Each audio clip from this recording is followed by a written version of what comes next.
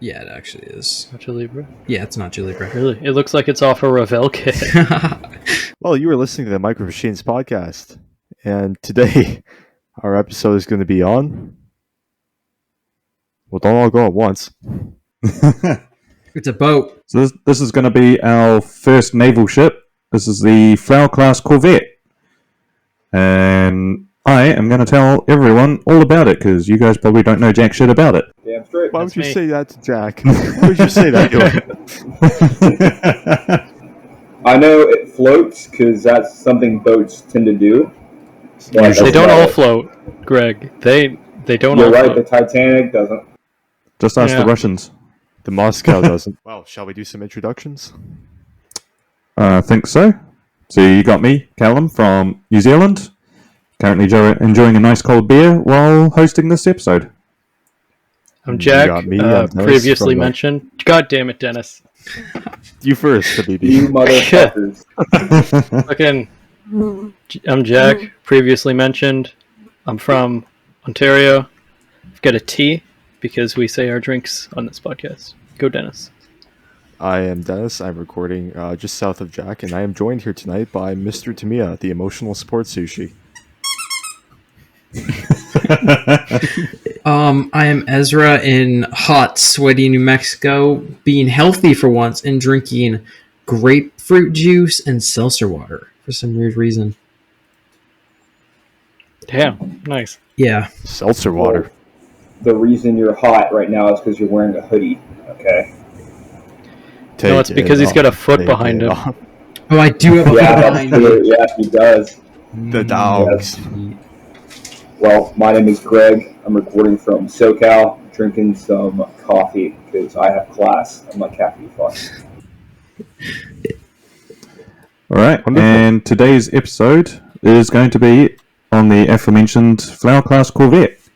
So, well, just what is a Corvette? So, first off, we're going to talk about the design of them. So, the term Corvette was originally a French name for a small sailing warship, intermediate between the frigate and the sloop of war, or the man of war. In the 1830s, the term was later adopted by the Royal Navy for sailing warships of roughly similar size, primarily operating in the shipping protection role. So corvettes have always been known as escort ships. With the arrival of steam power, paddle, and later screw-driven corvettes were built for the same purpose, growing in power, size, and armament over the decades. In 1877, the Royal Navy abolished the corvette as a traditional category. Corvettes and frigates were then combined into a new category, the cruiser.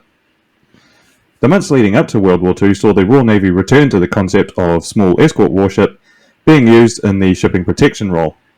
The Flower class was based on the design of Southern Pride, a whale catcher, and was labelled Corvette, thus restoring the title for the Royal Navy, although the Flower class has no connection with the pre-1877 cruising vessels.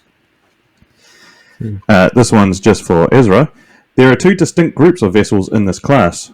The original Flower class, 225 vessels ordered during 1939 and 1940, and the modified Flower class, which followed with a further 69 vessels ordered from 1940 onward. The modified Flowers were slightly larger and better armed. It's the Flower Class Gran Turismo. Pretty much. I will say that Flower class... that modified flower class with that black hull is sexy as fuck. I love that. Yeah. So, Flower class vessels of original and modified design saw service with the USN as Tempress and Action class gunboats. They carried the hull classification PG. So that's the US. For some reason, the US just had to be a bit different, call them patrol gunboats instead of corvettes, and yada yada yada. But you can see here on this slide, on the left you have the early modification, and on the right is the later modification, a design difference that we're going to talk about a bit later on. It has checkers. So, shall we go to a bit more about the design? No. So Yeah, here let's you not. can see Here you can see two photos. Top one being the original, bottom being the modifieds. So, about the design of the Corvette. In early 1939, with the risk of Nazi Germany increasing, it was clear that the Royal Navy needed more escort ships to counter threat from Kriegsmarine U-boats.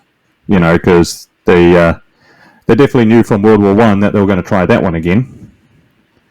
One particular concern was the need to protect shipping off the east coast of Britain.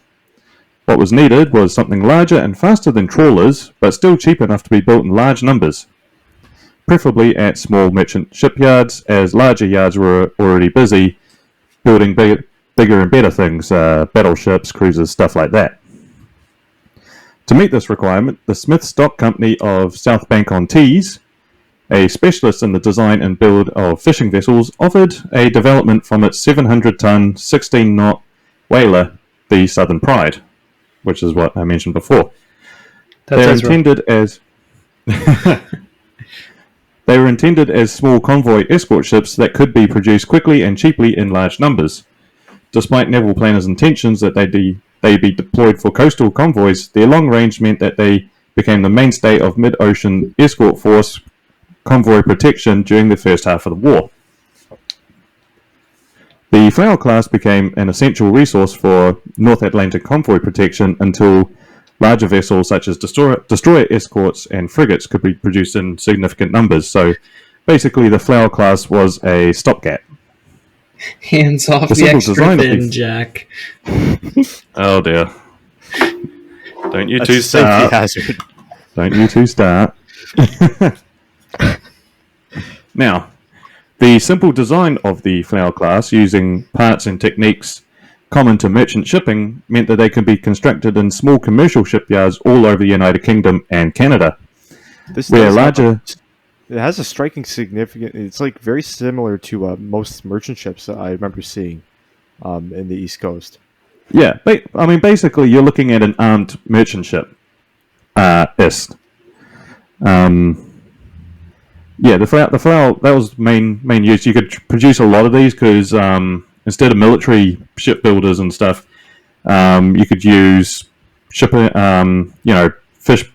boat builders. You know, everyone else could build Flower class boats because they were smaller, cheaper, use the same parts. That was the intended purpose of them. It's a fishing boat with a 50 cal. Yeah, a bit more than a 50 cal. We'll get in. Sounds American. On. It does sound very American. The Americans definitely Americanized their ones, I can tell you that. So, additionally, the use of commercial triple expansion machinery instead of steam turbines meant that the largely Royal Navy Naval Reserve and Royal Navy Volunteer Reserve crews that were manning the Corvettes would be familiar with their operation. Basically, you had the merchant navy who were all civilians. They were using civilian equipment. They didn't need to try and convert to the newer steam turbines that they weren't used to. They were basically just using their own equipment, which just makes for better efficiency, better use of manpower, stuff like that. So, Flower class vessels were slow for a warship with a maximum speed of 16 knots or 30 kilometers an hour. They were also very lightly armed as they were intended solely for anti-submarine warfare. Many of the RCN's original Flower class ships were initially fitted with minesweeping equipment, while virtually all of the modified Flowers were fitted with a limited anti-aircraft capability. The original Flowers had the standard Royal Navy layout consisting of a raised forecastle, a well deck, then the bridge or wheelhouse, and a continuous deck running aft. The crew quarters were in the... Oh boy, this is a French word, I believe. Uh-oh. Oh no. Nothing good of that. It kind of comes to the French. Nope, There's two Ontarians we would know. It's just an abbreviation. The crew quarters were in the forecastle. Oh, thank God. Castle. I totally miswrote what that was on my notes, so that one's on me, not the French. Sorry. Just blame it on the French anyway. Blame it on the French. I'll still blame it on the French. Fuck the French. So the crew quarters were in the forecastle, while the galley was in the rear, making for poor messing arrangements. Basically, you had to go from one end of the ship to the other to get your food. Bugger that. I'd see Greg's had to go through that once or twice. It's like me walking to the refrigerator in the middle of the night to get my snack. That's exactly what it's like. Except there's like 50 people in front of you and the line doesn't move. Yeah. This next bit is for Ezra. Ooh. The modified flowers saw the forecastle extended aft past the bridge to the aft end of the funnel, a variation known as the long forecastle design. Apart from providing a very useful space where the whole crew could gather out of the weather, the added weight improved the ship's stability and speed, and was retroactively fitted to a number of the original Flower Class vessels during the mid and later years of the war. The original Flowers had a mast located immediately forward of the bridge, a notable exception to naval practice at the time. The modified Flowers saw the mast returned to the normal position immediately aft of the bridge. However, this does not seem to have been done to all the modifieds or conversions. Question for you, Callum. Yo. This is going to be a really ridiculously stupid question. What was the purpose of a mast on, I'm assuming here, a diesel-powered ship? Primarily communications. Oh, okay. So it was like more of a radio. It was just to hold up the radio antenna. Yeah. Okay. So it held up antennas. Traditionally, a mast was used. You could also use a mast for holding, tying things down and stuff like that. It's a bit complicated, but primarily masts back then were used for communications. They held radio antennas, wires, stuff like that. Fucking Ezra is losing his goddamn mind right now. Sorry, Ezra. I'm sorry. I'm stupid. What's new? That's true. This is true. So to finish off the appearance of the Flower Class, they had a cruiser stern. So I take it you guys don't know what a cruiser stern is. Fuck no. I think you'll tell us, though. So cruiser stern is the design of the back. Traditionally with boats, you see on wooden sailing ships and all that, you get, when you design to the stern of the ship, it just cut off flat. A cruiser stern, it tapers down a bit. This reduces drag, increases speed, stuff like that. Basically, it was just a tapered sort of stern, which gave it a bit more efficiency in the water, as opposed to just a flat stern, which created drag.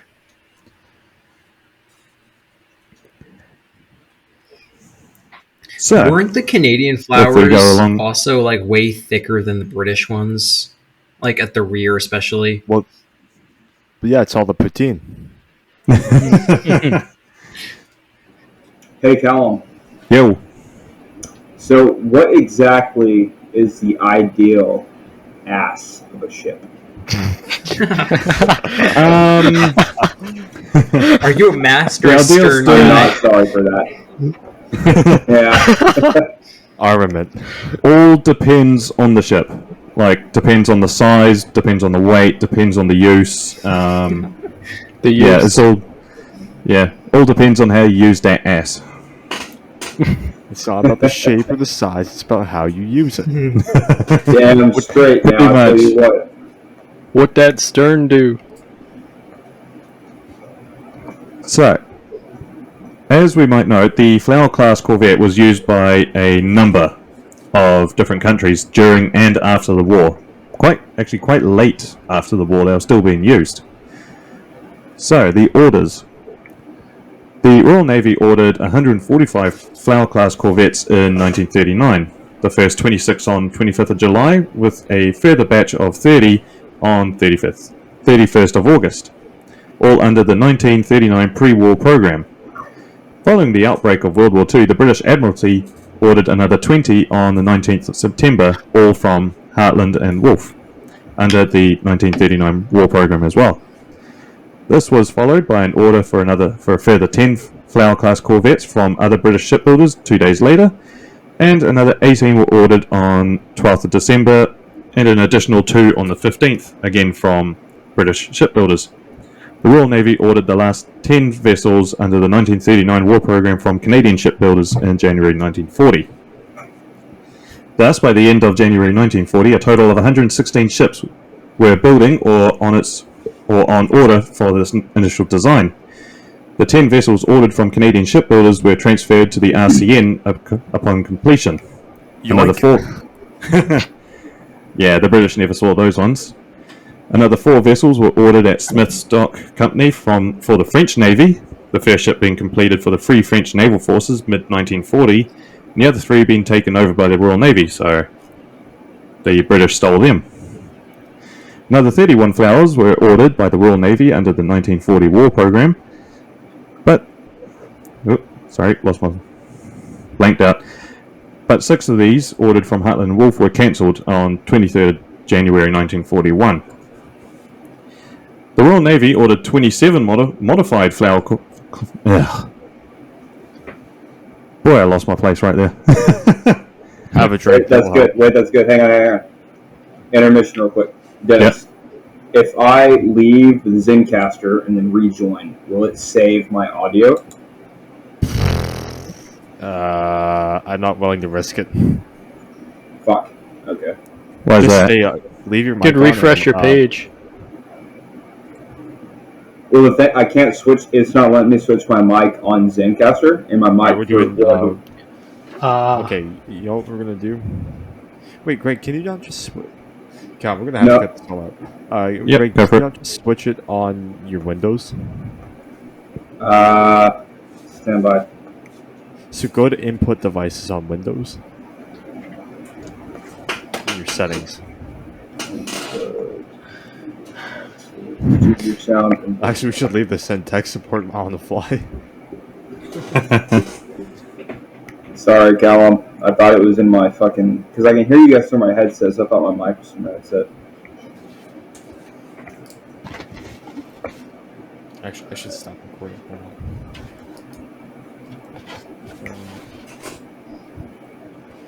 Okay, microphone check. Actually redo a sentence that I completely and totally fucked up, so I'm good on that. Nice. Very well, very well.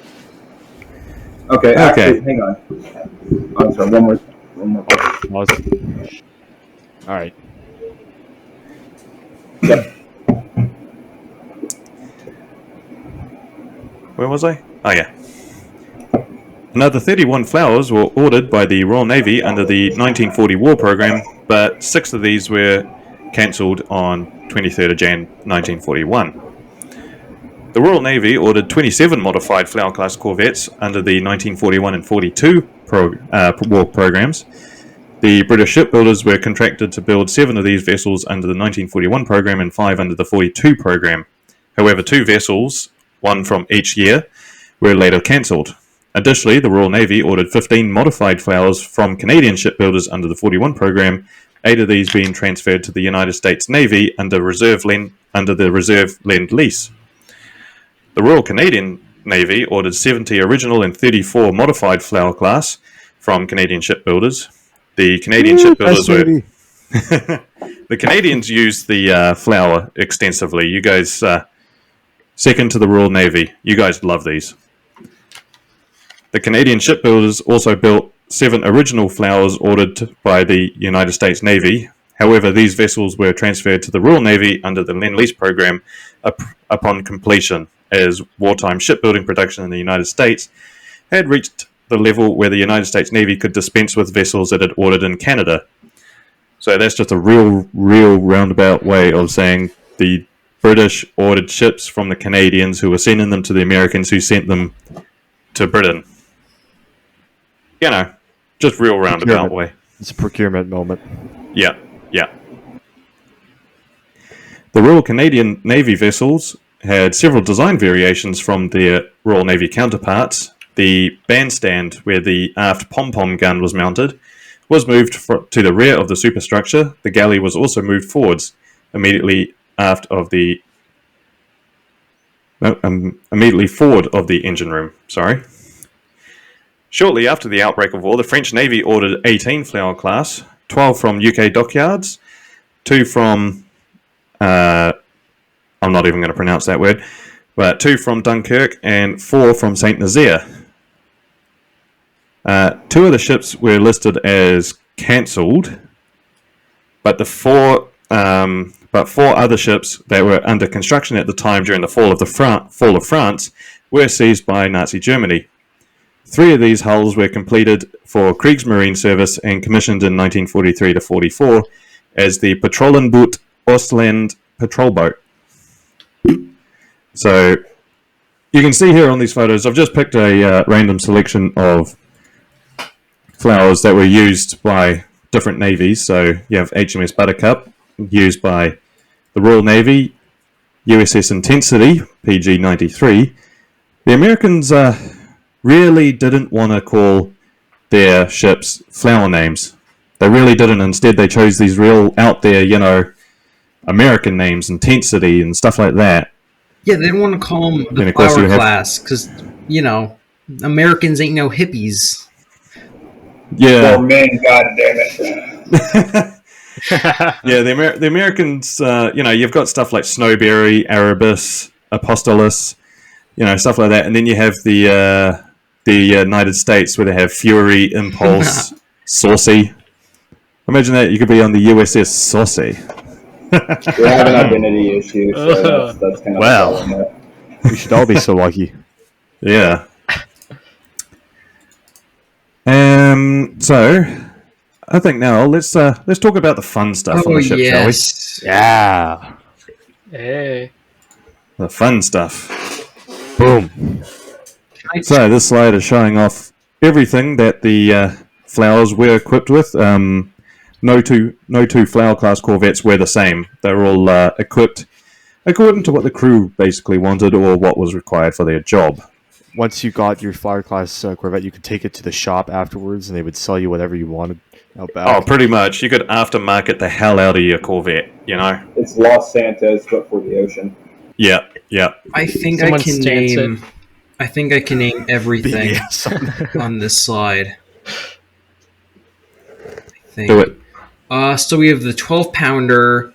We have the K. Wrong. It's not a Wrong. 12-pounder. No. Wrong. Oh, It's open sea, well, boy. continuing. We have the Tough K-gun depth charge projector. 40mm pom-pom. Wrong. 2-pounder. Nah, he was right. I was just saying that to mess All right, with there we go. We got dual Orlikins, hedgehogs, and then dual Lewis. Yeah, that can't be a hedgehog, though. Where's the Matilda? Yeah. That's the Matilda is the bastardized hedgehog. This is the OG hedgehog. The only bit you got wrong was the gun, and I'll tell you. So the original Flower Class was fitted with a 4-inch or 102mm gun on the bow. Right. 4 inches. Damn. Okay. That's a bit bigger That would than shock him. what'd you say, That's a 12-pounder? 12-pounder, yeah. Yeah. So it was fitted with a 4-inch or 102mm gun on the bow. About Depth average. charge racks carrying 40 charges. Depth charge racks carrying 40 charges on the stern, a mine-sweeping winch, and a 2-pounder or 40mm pom-pom gun on the bandstand over the engine room. Due to initial shortages, a pair of Lewis guns were sometimes substituted for the pom-pom, which would have left the ship very vulnerable to aircraft attack, as its envisioned role of coastal convoy escort and patrol of the North Sea. The long-range endurance of the vessels, coupled with early wartime shortages of larger escort warships, saw Flowers assigned to transatlantic convoy escort, where Luftwaffe fighter bombers were rarely encountered. Vessels assigned to the Mediterranean Sea usually had their anti-aircraft capabilities significantly upgraded. Now, That's a question for you, Callum. Sorry, before we continue. Shoot. Torpedoes. Did they ever carry them? No. Or were they above that sort of thing? Okay. They had No, no need so- for torpedoes. Flowers were primarily used for escort, which means anti-submarine. Yeah, the Flowers were actually one of the best anti-submarine ships that existed in World War II. They were armed to the teeth with We'll get depth 'em. charges. Oh, the initial ones had 40, but I think they got up to about 70 sometimes on launches. Damn.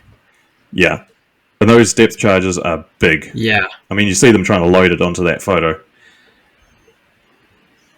Now, because they were sub-hunters, they had sub-hunting equipment.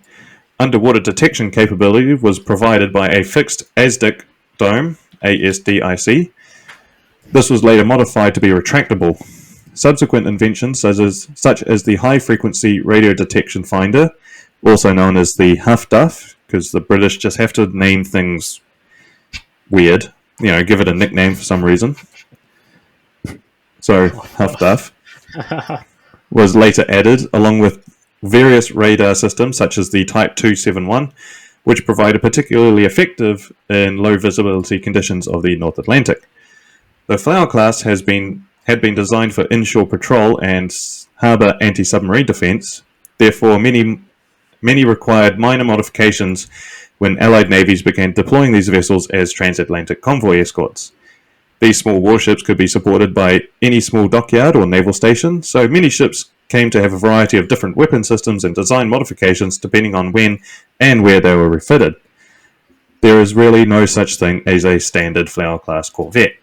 So if you are building one as a model, you can basically do whatever you want to it and no one can tell you otherwise. And when the gatekeepers come to tell you otherwise, you can tell them to fuck off, watch our podcast episode to prove them wrong. Exactly. And that is what our podcast is here for. I'm building mine off a photo. You fucking gatekeepers. Which one? Yeah, I hear. Get out. You're not customizing it? No. Well, Jack, are you not slamming the Corvette? Yeah, what? Get out of here. Yeah. Where's the actually, I had the HMCS Snowberry on the other slide, so... I know, I saw it. Looking quite schmixy. So, still on armament. You know what I'm talking about. Say it again? Shut up. So, several of the major changes that vessels in the class underwent are indicated below, which I'm going to talk about, in a typical chronological order, which we're going to go for. So, in no particular order except for this one, which is chronological, original twin-mast configuration changed to single mast in the front of the bridge, then moved to the back of the bridge for improved visibility. Heavy minesweeping gear removed for deep-sea escort and to improve range. Galley relocated to midships. Extra depth charge storage racks were fitted to the stern. Later, even more depth charge were stowed along walkways, so they just kept on adding and adding and adding more explosives. The Hedgehog was fitted to enable remote attacks. And for those who don't know what the Hedgehog system is, it's similar to a depth charge, only these were more a cluster of how many? About 24 or so mortars? I believe mortar bombs? Around 24. Yeah, and they fired in the general direction of where you thought a submarine was, and they sunk down in a large area, which was a bit more effective than a single depth charge. They didn't do as much damage as a depth charge on a direct hit, but they improved your chances of actually damaging it. Because if you damaged a submarine or a U-boat, they had to surface, especially a U-boat, which technically isn't a submarine. But we can talk about that later if you want. Pardon? Deceived. What do you mean it's not a submarine? A U-boat is not a submarine at all. It's a Hill to submersible. It's not a hill to die on, it's a fact. A U-boat or underwater boot, or however the fucking Germans say it, is a submersible, not a submarine. They can only last about a day or two underwater, and then they have to surface, especially the earlier ones. So yeah, and what makes it a submersible as opposed to a submarine is its speed when it was surfaced was faster than its speed when it's underwater. That's one thing that submarines are. Submarines are faster underwater than they are at the surface. U-boats are the other way around. So, U-boat is not a submarine. Anyway. You learned something today. Yeah. So, anyway, I shall keep going on the list, shall I? So, surface radar fitted in a lantern housing. Various changes to the bridge were done. extra twin Lewis guns mounted on the bridge or engine room, and Orlican 20 mils were fitted to the bridge wings.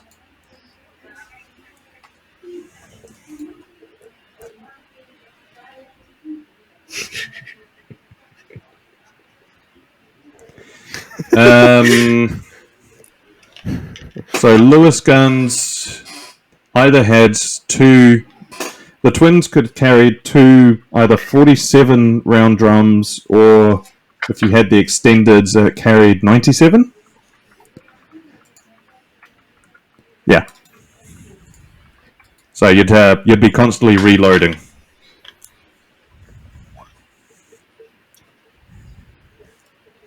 I see no issue with this. So, with these weapons and stores, shall we talk about just how the Flowers operated in the North Atlantic? What are you two giggling about? Well, I think this is a good time before we continue. Join the Discord. There will be a link to it in our description of this video and in the Spotify. Continue, please. A tiny bit. Yeah, you sound like you're on a radio. It's ear rapey but quiet. Yeah, it's like ear rapey but quiet. It's like what you're not going for. Hold on, I'm going to pause the recording. Yeah. So, operations of the Flower Class Corvette. So, Flower Class Corvettes were used extensively by both the Royal Navy and the Royal Canadian Navy in the war-long Battle of the Atlantic. They also saw limited service elsewhere in the Royal Navy, as well as the United States Navy and several other allied navies such as the Royal Netherlands Navy, the Royal Norwegian Navy, the Royal Hellenic Navy. That's Greek, is it? Hellenic? Is that how you pronounce it? Close enough. The Free French Naval Forces, the Royal Indian Navy, and the Royal New Zealand Navy. The Belgian Navy used some of these vessels during World War II and have continued to use flower names for their mine hunters to this day. Most Royal Navy flower ships drew their officers and crew from the Royal Navy Reserve and the Royal Navy Volunteer Reserve, also known as the RNVR.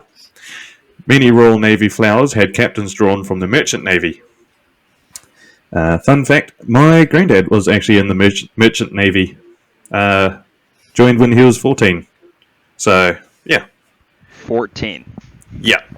Yep. Left high school, joined the Merchant Navy when he was 14. Fucking tits. Yeah. The good old days. He actually got posted. He went to places like Egypt and stuff onto the Nile. Cool stories. Nice. Yeah. That is cool.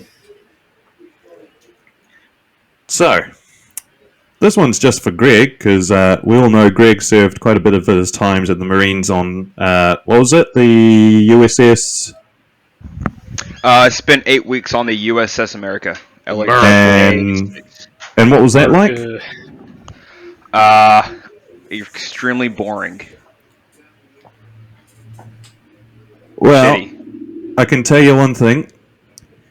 After I tell you about the conditions on board a Flower Class, you will be very thankful for your experience. Oh, trust me, I already am. Like, I was on a newer ship. I already know my time was better than most, especially in the current fleet. But, yeah, still sucked. Yeah. Well, so, service on Flowers in the North Atlantic was typically cold, wet, monotonous, and very uncomfortable. Every dip of the forecastle into an oncoming wave was followed by a cascade of water into the well deck amidships. Many action stations were drenched with spray, and water entered living spaces through hatches open to access ammunition magazines. Interior decks were constantly wet, and condensation dripped from the overheads. The head, or sanitary toilet, this is going to be a good one. The toilet was drained by a straight pipe to the ocean, and a reverse flow of the... Yeah. Can you see where this is going to go? Jack, it's straight piped. So, the toilet had a straight pipe to the ocean. It's straight pipe. Yeah. So reverse flow of icy North Atlantic water would cleanse the backside of those using it during rough weather. Basically, you had the world's worst bidet. I don't think it would cleanse. I think it would just penetrate. Oh, you imagine that just sitting on the toilet and then just getting nailed from the North Atlantic. You got like a Salt crab water. crawling up in there. Probably. Yeah. Ooh. Now, it gets worse. I think I'd rather What? take my chances shitting off the deck. No, that would be worse, actually. That would be worse. Oh no. And it gets worse. By 1941, Corvettes carried twice as many crewmen as anticipated in the original design.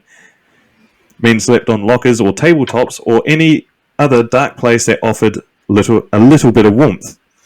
The inability to store perishable food meant a reliance on preserved food such as corned beef and powdered potato for every meal. Oh, I see no problems here. Break out the spam, boys. Let's go. The Flowers were nicknamed the Pekingese of the ocean. They had a reputation of having poor sea handling characteristics, most often rolling in heavy seas with 80-degree rolls, 40 degrees each side of the upright, being fairly common. Now, if you don't know, on a boat, 40 degrees of roll is a lot. Like, not even my dad's sailing yacht does that. Wait, that's almost halfway to being on its side. Yeah. Yeah, yeah. Oh no, thank you. It was said that a flower class, would even roll on wet grass because of its characteristics. Fuck. You know the word. I'm not going to say it. Characteristics. Thank you. Many crewmen Boat suffered needs severe training motion. wheels. Yeah. Many crewmen suffered severe motion sickness for a few weeks until they acclimatized to the constant rolling. Although Yeah, they poor also in the probably suffered. They also probably suffered from emotional damage by being raped by the sea every time they try to take a shit. probably. All that corned beef as well. They'd have the worst shits in history. Oh, those poor bastards. Now, even though it had very poor sea handling characteristics, oh, fuck off. The Flowers were. Hey, do a drink. It'll help steady the nerves. Do a shot. The Flowers were extremely seaworthy. I got you. No Allied sailor was ever lost I have the overboard. good stuff. Ugh, God. Now, as Flowers were used to combat submarines and U-boats, might as well talk about just how they did that. So, a typical action by a Flower encountering a surface U-boat during convoy escort duties was to run directly at the submarine, forcing it to dive and thus limiting its speed and maneuverability. Hence why I said a U-boat is not a submarine, it's a submersible. U-boats underwater kind of suck. Mm-hmm. The Corvette would then keep the submarine down and preoccupied with avoiding depth charge attacks long enough to allow the convoy to pass safely. The 16-knot top speed of the Flower Class ships made effective pursuit of a surface U-boat, which ran at 17 knots, impossible. Though it was adequate at manoeuvring around submerged U-boats or convoys, both of which ran at a typical maximum of 8 knots, and sometimes much less in poor weather. The low speed also made it difficult for Flowers to catch up with the convoy after its action against a U-boat. This technique was hampered when the Kriegsmarine began deploying its U-boats in wolf-pack attacks, which were intended to overwhelm the escort warships of a convoy and allow at least one of the U-boats to attack a merchant vessel. Upgrades and sensors... Pack a deck? Yep. That sounds like some gay shit they'd say nowadays. Like furry convention or something. You would know, Greg. Ezra, you need to send him that costume, mate. Oh, dude, I'll send a picture of me in it. Ezra, you gotta have a true picture of furry on a. the podcast. Gotta have a furry behind you. Come on. All right, Now- continue. All the sauce in the pig. Now, upgrades and sensors and armament for the flowers, such as radar, HF-DF, depth charge projectors, the ASDIC, meant that small warships were well equipped to detect and defend against such attacks, but the tactical advantage often lay with the attackers, who could operate a cat-and-mouse series of attacks intended to draw the defending flower off station. Success for the flowers, therefore, should be measured in terms of tonnage protected rather than U-boats sunk. Typical reports of convoy actions by these craft include numerous instances of U-boat detection near a convoy, followed by a brief engagement using the guns or depth charges, and a rapid return to station as another U-boat took advantage of this initial skirmish to attack the unguarded convoy. Continuous actions of this kind against a numerically superior U-boat pack demanded considerable seamanship skills from all concerned, and was very wearing on the crews. Seamen. 36 ships in the class were lost during World War II, many due to enemy action, some to collision with Allied warships and merchant ships. One, sunk in shallow water, was raised and repaired and used. But, so, 36 of the vessels lost to enemy action, 22 were torpedoed by U-boats, 5 were mined, and 4 were sunk by aircraft. However, 36 ships lost. The Corvette, the Flower Class Corvette, was credited with participating in the sinking of 47 German and 4 Italian submarines. So they sunk. Oh, that's not bad. So as a percentage, they sunk the most U-boats. They sunk the sauerkrauts and the bread boys. You were right. I'll be right back, guys. Pause the recording. No, don't pause the recording. Keep it going. Well, shit. Okay. Okay then. Okay Man then. down. So, construction of the Flower Class was superseded towards the end of the war as larger shipyards concentrated on River-class frigates and smaller yards on the improved Castle-class Corvette design. The Flower Class represented fully half of all Allied convoy escort vessels in the North Atlantic during the Second World War. So, although there might have been they might have been bad at being in North Sea and stuff like that, they did the job they were supposed to do. They sunk a lot of U-boats. So, the Flowers did their job, and they did it well. So, Mission first, good to go. So, now we've talked about flowers in the war. Quite a few of them were used after the war. Oh, look at that paint scheme. Isn't that life? That's lovely. Yeah. Oh, it's a splinter camo. Bro, it's black and white. Hey, Jack, do you know why they painted ships like that? I have no idea, but it looks sick. So So, the reason you paint a ship like that wasn't to try and camouflage it as such. To shoot ship to ship required a lot of calculations. You had to know the distance for your shells and stuff like that. They've got me in like a little basement there. Yep, It's me trying to and my calculate it. Pascal calculator. Yep. So what the splinter camouflage did was it broke up the outline of the ship. That way they couldn't gauge how fast it was going, the direction it was going, how long it was, the type of ship. Basically, it did everything to just disrupt the flow of information, trying to identify what it is so they could calculate where to land the shells. So it just makes it more complicated. Yeah, it just made it harder. They couldn't identify it. So basically, on the bridge, what they've got, this is back in 1941, right? They had a PC running cold waters, and you had to use your sonar to calculate your solution on the ship. The paint scheme would reduce your solution about 10%. Yeah. And also another thing about the design of flowers, they did not have a closed bridge. They had an open top bridge. So you imagine middle of the night in winter in the North Atlantic, you're on duty and you're in an open bridge. Oh God. Yeah, fuck that. It Yeah. wasn't just Flowers either. A lot of Canadian destroyers didn't have closed bridges either. Yeah. We're So, I mean, Canadian, we're used to it. Yeah. You just see a Royal Canadian flower, and there'll just be that one guy in shorts and jandals. Just be like, it's not that cold. So, post-war. So, the relatively small flowers were among the first warships to be declared surplus. I would have loved to grab one of these as surplus. $20. Never leave it. $20. I know what I've got. No low balls.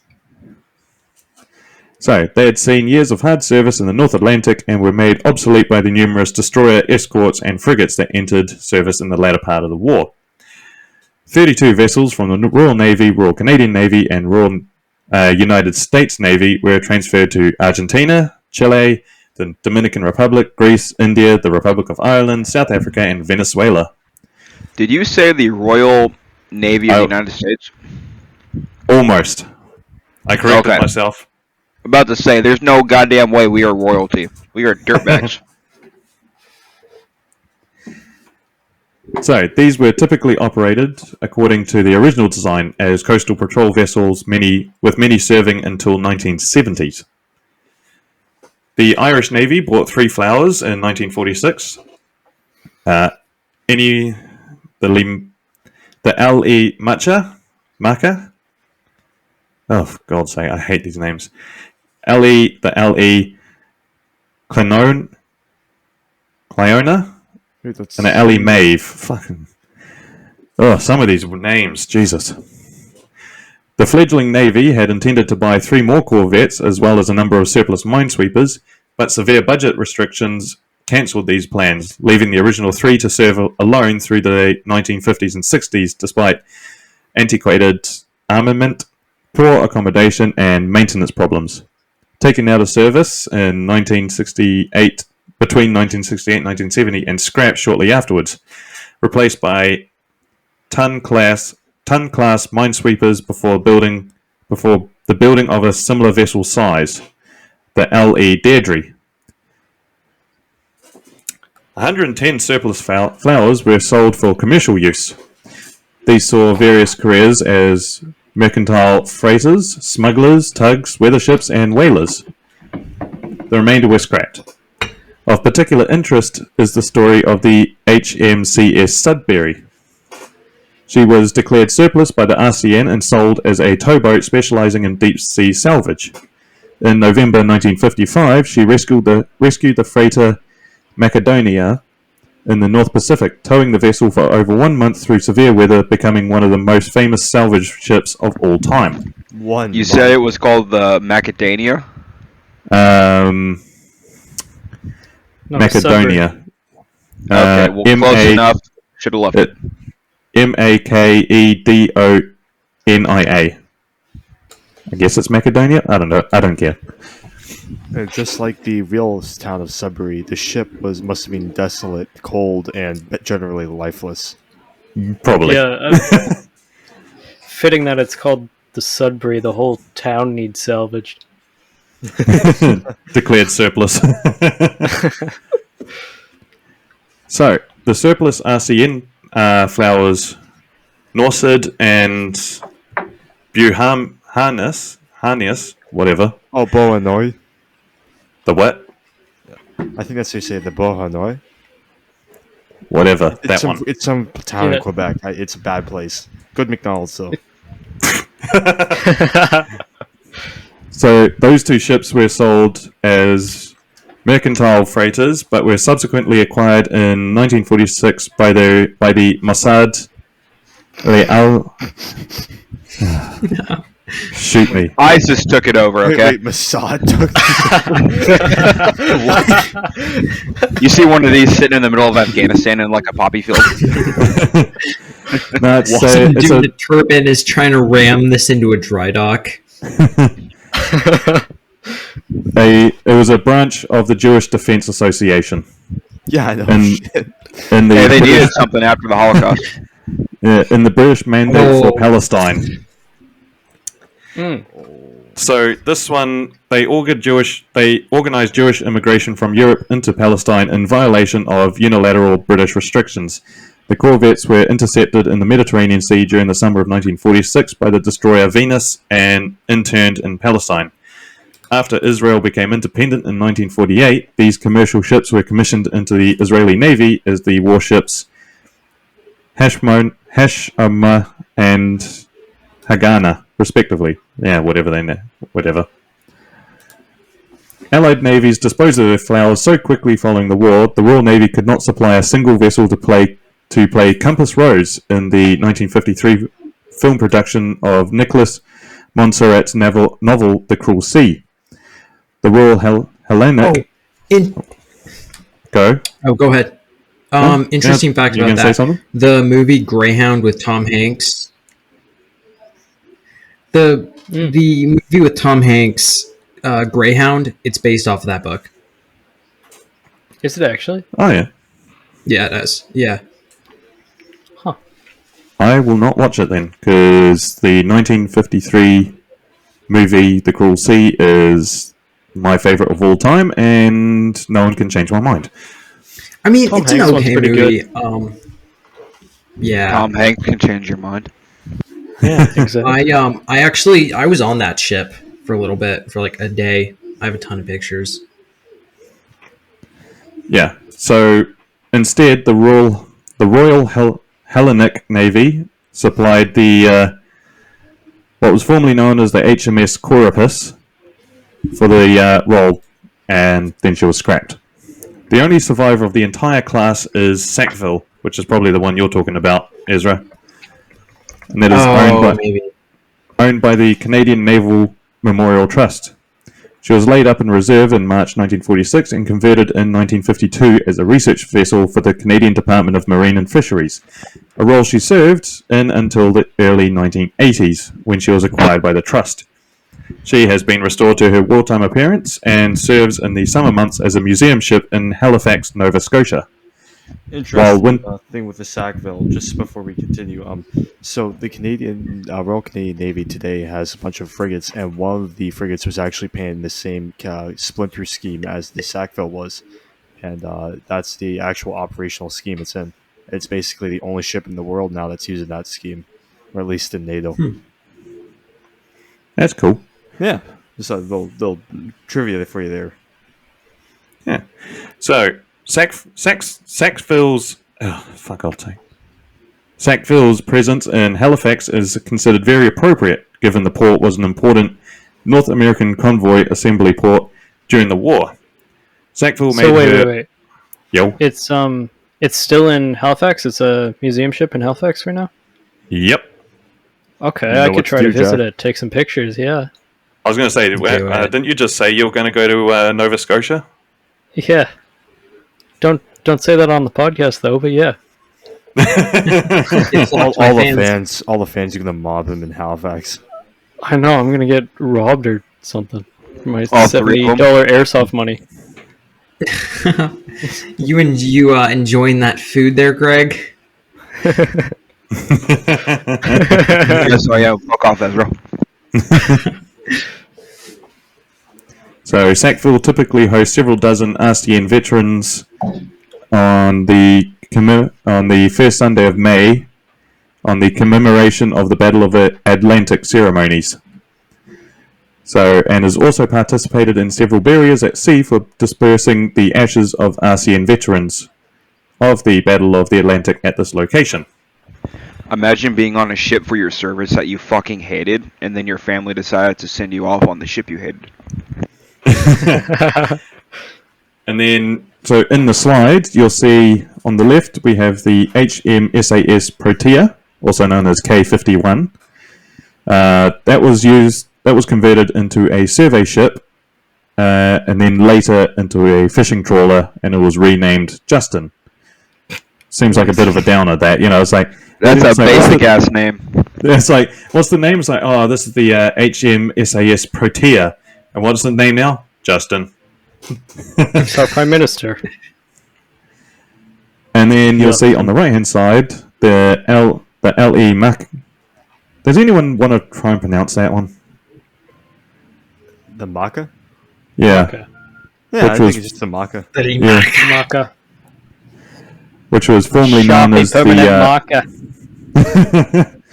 So that was formerly known as the HMS Borage or K-120. That was used by the Irish Navy after World War II.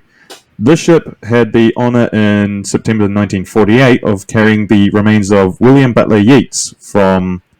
Is it Yeats or Yates? Whatever. I think it's Yates. Yeah. So carried this guy from France to Drumcliff, County Sligo for reburial. So even after the war, the Flowers still did some pretty impressive stuff. So if we go to the next slide, you'll see there are a bunch of books written by people who served on Flowers.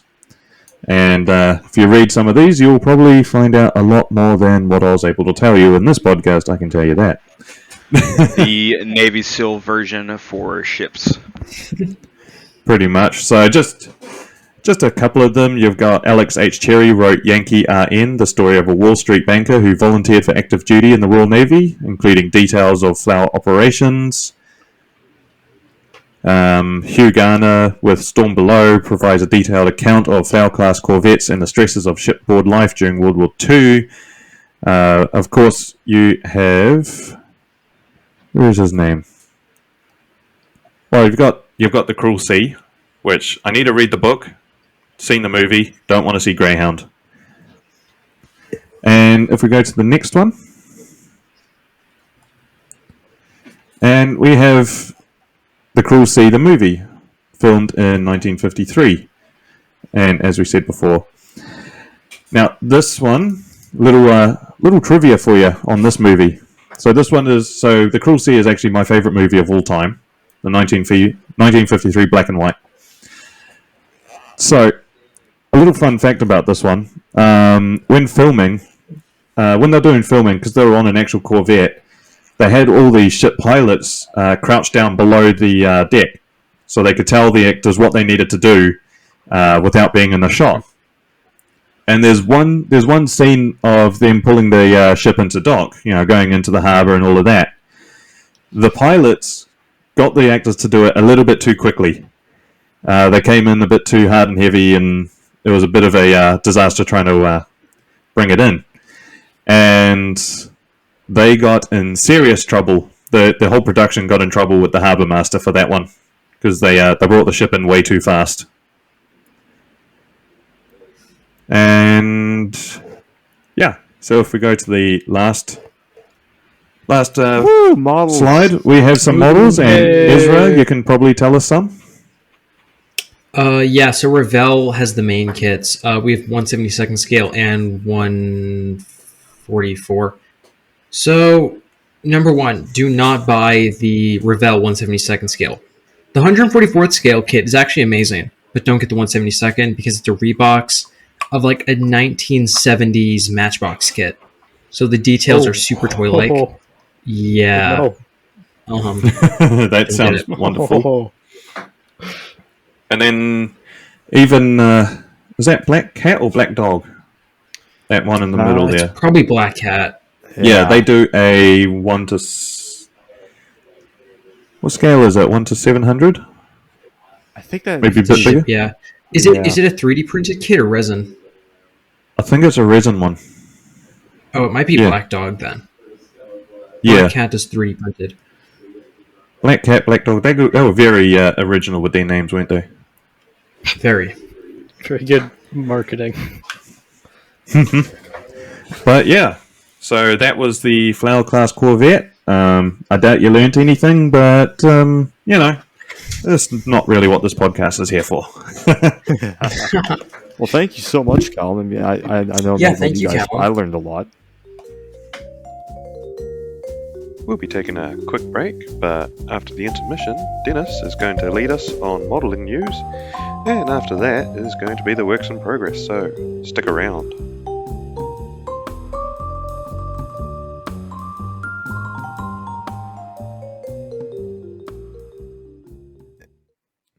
Instead of doing the Hill to Die on this week, we thought we'd do something a little bit different, and that is the hobby news. So we thought we would go around to all the places that we get our news about all the latest happenings in the scale modeling industry, and we would communicate those happenings to you. So, we all found some stuff?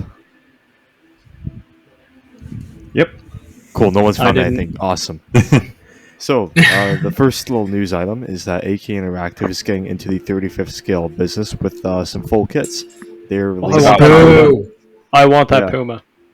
No, you likewise. don't. It's a rebox of the old Dragon kit, and it's Thanks for expensive as spoiling fuck. it. Wow. Wait, is it? Oh. Yeah. Yeah. Dude, nothing AK... Way to steal the thunder, bro. Dude, Damn it. nothing that AK Interactive does is original sorry. or good. So, I mean, like, don't be too Yeah, excited. they rip okay, off fair, ammo. Please sponsor me. So that's Ammo, all that por the favor. Puma is a reboxing, basically. All the Puma is a reboxing with even worse box art. However, it is 35th scale AK. The other two things they're coming out with are these FJ43. I think those are Land Rovers. No, those are Yeah. Toyotas. Yeah, those Oh no, FJs. Toyotas. Yeah, those are Toyotas. Those are Yoders. But yeah, they're coming out with two Yoders. Not unlike the Meng Technicals. One's got a Dushka, and the other one's just kind of like a hard top. No release date on these though, but they were released at Scale Model World, which was a few days ago. Do we have a price yet? No, but you know AK. I mean, the Dragon kit Yeah, for the no. Puma was not cheap to begin with. Which is really unfortunate.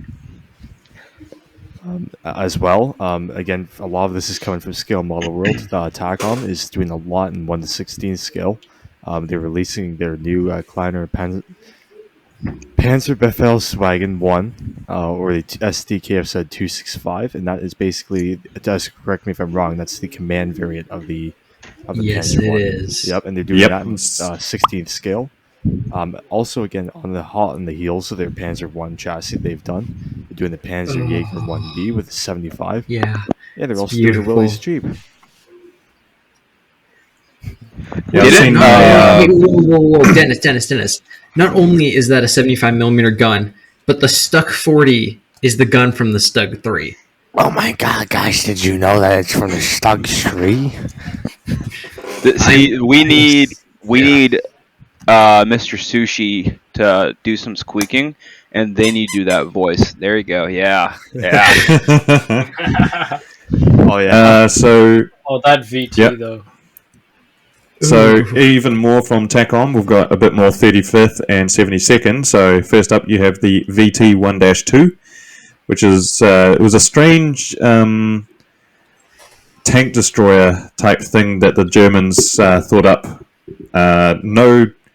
It's just a box with two guns in it basically, and it was controlled with the steering, and it even had hydropneumatic suspension, so it could aim up and down as They well. put it on bags. Yep. I've It actually, was We a need to less do effective an episode on that. tank. yeah, we need An to. episode on that. I've got a photo of that. I saw the prototype at Bovington. It is weird. Oh, can I just say something about the V212 for our Sure. Canadian listeners? So, Canadian boys, are you tired of making the same old Leopard 2A6 kit from Afghanistan? What if I told you that when they were considering what Leopard tank to buy back in the 2000s, there was very serious consideration about the VT12? I'm not even kidding. Wait, actually, I didn't even know this. I cannot substantiate this claim because Ken Medic told me, but I have no source for this, but it happened. I believe him. Canmedic is the source. This is He is a this source, came damn yeah. close to being what we had in Afghanistan, well noted for being perfect for a tank with this type of aiming system. Jesus. But yeah, that was the plan. So please continue. That's crazy. So basically, if you buy the VT12, you can put it in Canadian colours then as a what if. Also, they are releasing the VK100.01P, also known as the Mammoth or Mammoth. And in 72nd, the Silbervogel suborbital bomber, and with an atomic payload. So this is a very much a German 1946 what-if atomic bomber. So TACOM are definitely keeping on the trend of weird and wonderful, aren't they? Good job. I wouldn't maybe- buy that kit personally. I would love to have the VK-101. That thing looks sick. Oh no, I'm talking about the suborbital bomber. That thing's Why weird. not? You love German stuff. Yeah. That's a bit too German for me. Oh, like my German name. Oh, shut the fuck up! Too German. There's no such thing. You literally have the Fourth Reich. There is nothing too German for you. Well, You won't take What it, else? I being will. canceled. Well, Oh, So, a regular we Yamato all turret. know I see about- nothing wrong here. Moving on. we all know about Hobby Lake Japan here, right? You only mention it 20 times an episode. What, me and Hobby Lake Japan? I'm kidding. Well, I am getting HLJ. Where's my check? I specifically requested it to be in 10s and 20s. Okay. Crack so yeah, money. so the Beaver Corporation, which actually runs HLJ, they're partnering again with TACOM. Imagine that. Imagine my shock. To build a 72 scale Super Yamato 51 centimeter main gun turret. So we all know that TACOM made the Bruno, they made the Bismarck turret, they made the Yamato turret, and I think there was an American one off the Missouri. But now Missouri, the fictional Super Yamato turret. The Super Yamato was actually a thing. It was planned on being built around 1944, but basically it was never built due to cost. But this is going to be coming out, and yeah, it looks quite nice. Also, Detail and Wonder models and R2 miniatures are releasing some more resin stuff for the Tamiya F14 in 1:48 That scale. is sweet. Yeah, That's gonna That be nice. landing gear is beautiful. Wow. I would build the kit for the landing gear alone. Same. How many parts is you'd- it, do you think? You'd build Well, that, only and everyone would look at it and go, why is the landing gear like so detailed and the rest is not? Well, I mean, Greg, I think these are one piece actually. Oh, okay. Yeah, they 3D probably are. printed. Huh. And Meng, they are delivering us with two new kits. The first one is the Soviet T-72B3M with the Hell yes. AMG-8 and the useless egg carton armor. I'm quite excited to build one of those. That'll be fun. Did Callum we just just get lose Callum? nuked? What the fuck? Nah, he's still on the. Okay, there he is. Yeah. Yeah, I'm back. That was weird. Show that beautiful face, Callum. And then as well, they're doing yet another FA-18 in 48 scale. This one is going to be an F variant from the Bounty Hunters. They are milking that kit for Lukewarm all they can take. get out I of it. don't like the bounty hunter decals. I don't like the bounty hunter decals. I'm excited Okay, for that now this T-72. kit- I'm gonna eventually get it. This kit, I am 100% buying. It's beautiful. It looks like a fucking hummingbird. Yeah, so Italeri, they have made a name for themselves with their F-35s. They've done it in 32 scale first, then 72 scale, and now they're doing it in 48. And yeah, these are some test shots we've got of it. It's going to come with Royal Air Force, United States, and Italian markings. And it's Oh, even got a damn, little bit of nice. photo etch for the seatbelt. I will say, based on my experience with newer Italeri kits, this might actually be alright. Maybe. How much is it, you think? I'm going to probably going to be somewhere around 60, 70 Canadian. Okay. Yeah. And finally, in 35th scale, border model, and this is something that we just found out literally right before that we recorded. They're releasing a 35th scale B5N2 with a full interior. Wow. That is I Is so love that that. 35th scale? It's got that stretched skin look on it. Oh yeah, You said that's in 35th scale, right? it's not a typo. That is 35th. I triple checked. That's gonna be a big bitch that will eventually go into my basement. So the B5N2, that's the Kate, isn't it? I believe so. Yep. That is the Yeah. That's awesome. I found this one for Jack. So What the gas fuck? patch models is in 48th. It is a 3D print of a schlepper, a tow and recovery vehicle for the ME163B. So that thing looks weird, but if you want to do a diorama like for a 48th ME163, that will probably be your go-to. So Is weird that, little that's just the recovery vehicle, yeah? yeah, just the recovery vehicle, Right. but it looks pretty cool. Yeah, it's It neat. looks extremely nice. The schlepper. We're good for a diorama. Airfix are continuing with the 48th, so they are releasing the North American F-86 F-40 Sabre. JDM. It's Yo. got JSDF markings. I want the Avro Anson. The Avro's sick. Yep. So they're also releasing the Mark 1 Avro Anson, although at the moment it's still in CAD renderings, I believe. And they are also releasing the Supermarine Spitfire F Mark.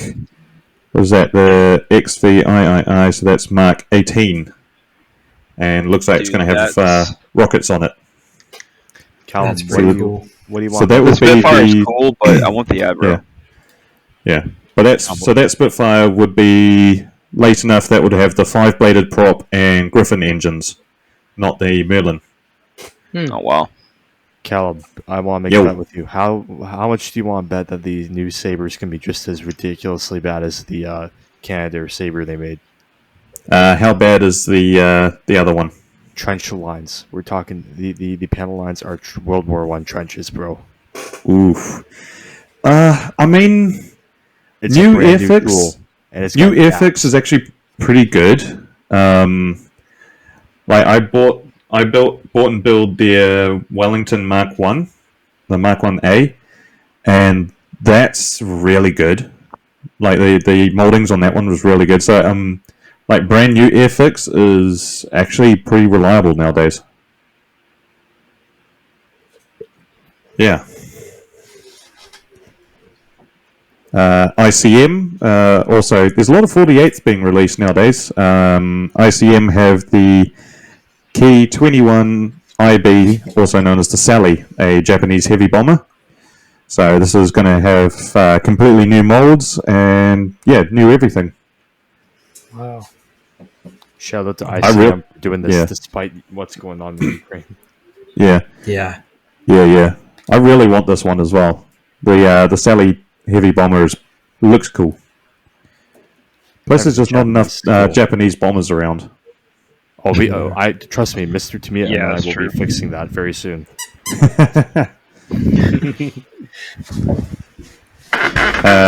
Special hobby as well is in 48th with their Cybel SI-204E. So this is a German night bomber and a trainer. And I also want this one because it looks weird as fuck. It looks cool. It looks like an HU 111 a little bit. It kinda. Someone gave it meth. It's like it looks like at the front it's HE111, at the back it's Dornier DO17, and then the engines look like the Focke-Wulf 189. You know, the twin boom reconnaissance. Yep. It looks like a 3-way love child. Oh, and don't forget the JU. Was it the JU-78 transport in the middle? Yep. This is what inbred looks like, kids. Don't do it.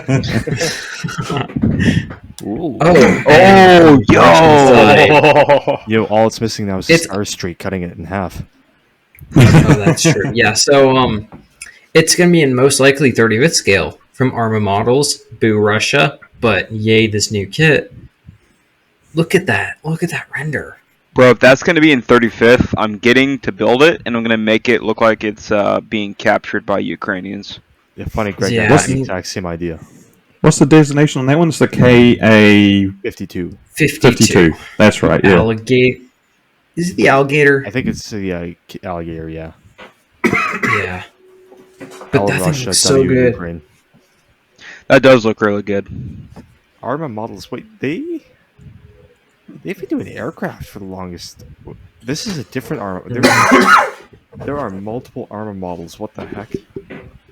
Yeah, I had to get this from a website that was all in Russian. So So is Probably it got a few actually viruses. is it actually like reliable? Like not to joke Yeah, it's around. actually while you- reliable. Okay, because you're getting my hopes up. That's for the reason It's going to I'm be not- released in either 132nd scale, 135th, and 148. But most of the votes are leaning towards 135th. So Uh-oh. Oh no! Oh, there we go. I hope it's 35th. That'd be nice. I know, me Yeah, too. that'd be Make everything amazing. 35th. Standardized 35th. Yep. Well, And that seems to be all for the news. So keep an eye out for those kits. we'll be back I know- next week Nice. with some more news. Alrighty. And what have we been working on this week, guys? Oh, Well, ladies first. I like that. Great. Yeah, it's for me. I've just been finishing up that second Gundam model, and yeah, had a little bit of fun weathering it up.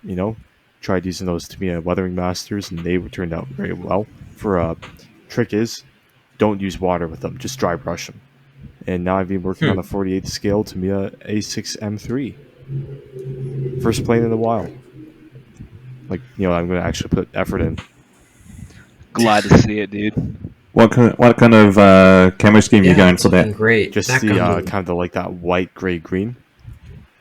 Oh, nice. Yeah, I think the Hinamaru will stick out nicely so that when people are walking by the cabinet, they can be reminded of where the allegiances of the hobby store lie. That Gundam looks so good, though. Aw, thank you. I actually have a Peshin egg for it as well, if I can find it. It went somewhere. Nice.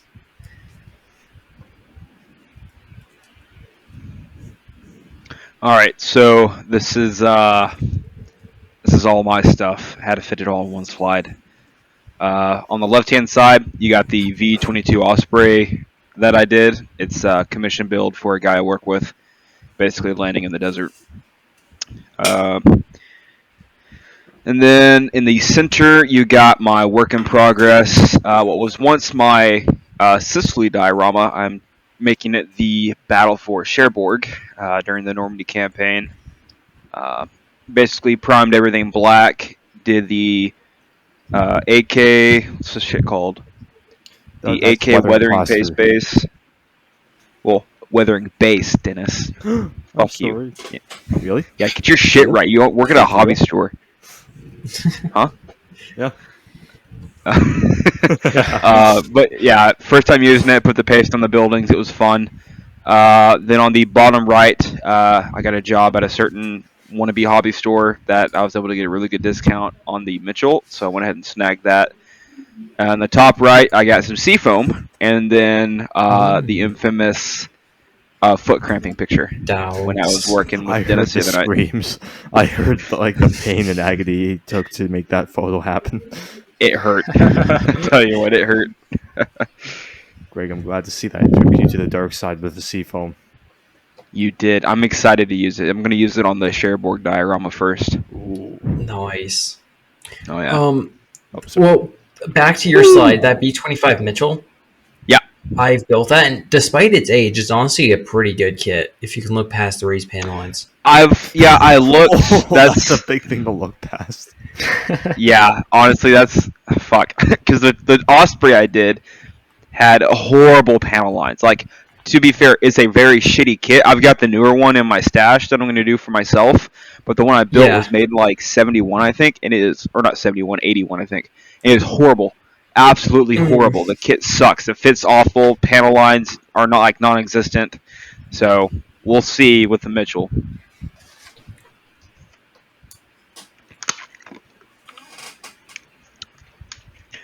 All right. damn. Well, this week I've decided to do aircraft for some weird reason. So here we have my finished Accurate Miniatures 148 scale A36 Mustang. It was never called the Apache, so I'm not calling it the Apache. But yeah, it's pretty much a dive bomber Mustang. It has speed brakes in the wing, dive brakes in the wings. Yeah, it was a really fun kit to weather, and I love oil paints. I never realized they had the nose machine guns under the engine, not on top. Yep. That's Pretty weird. cool. And then it had 450 cals in the wings. So 6 machine guns. Not just any machine guns, 650s. Yeah, exactly. That's pretty good. And it could carry 2 500-pounders. As a question for you, how did you find accurate miniatures in terms of like fit? I honestly can't speak to that because if you remember, I got these kits from Mead on Kitmaker. Oh, were they almost kind of like half built? They were like half built. Yeah, he had okay. finished the cockpits, glued everything together. I just sanded the seam lines and painted it. Because I was thinking of actually getting the Academy 1:48 scale SPD Dauntless. But it's Get that. That's an amazing kit. It's a Reeboxed accurate miniatures kit. Don't worry about it. That kit is beautiful. Yep. Well, you better not be leading me astray here, bud. No, I'm not. Believe me, I want that kit. All right, and the bottom 2 slides, we have the Edward Weekend Edition BF-109G, which I'm going to be building as an all-black night fighter, and I did the cockpit for it in 3 hours. Not bad. Nice one. Yeah. I just want to say, dude, like your modeling like skill is just fucking ridiculous. Thank you. Yeah, please get worse at it. Make us Yes. feel better.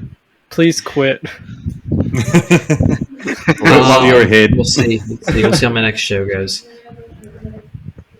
Oh, yes. So, What the? Oh, Never again. Never I'm fucking again. actually, can I ban Oh this my guy, please? god. You know, Hey, no. okay. Kick Ezra instead of Bunker Hermit. Both of them. Okay. They were a I package have a deal. reasonable explanation. no, there is no. Really? I don't think you Really? do. Something tells me you Okay. So, a lot of reference pictures show German tankers wearing Oh. really messed up balaclavas or ski masks or whatever. So I kind of did that on my figure because I don't know. Ezra, if you're trying to justify putting that abomination of a picture in here because the balaclava, you need to go fuck right off because there's so many pictures of other assholes in balaclavas besides Homeboy sticking his nips out. Don't you disrespect Nacho Libre like that. It's an Fuck amazing movie. Nacho Libre. Fuck that guy. Ezra, why is the Gimp from Pulp Fiction in the freaking tank slideshow? Why? All right. So I made the balaclava by I don't care how you make the cutting- balaclava. Yeah, what the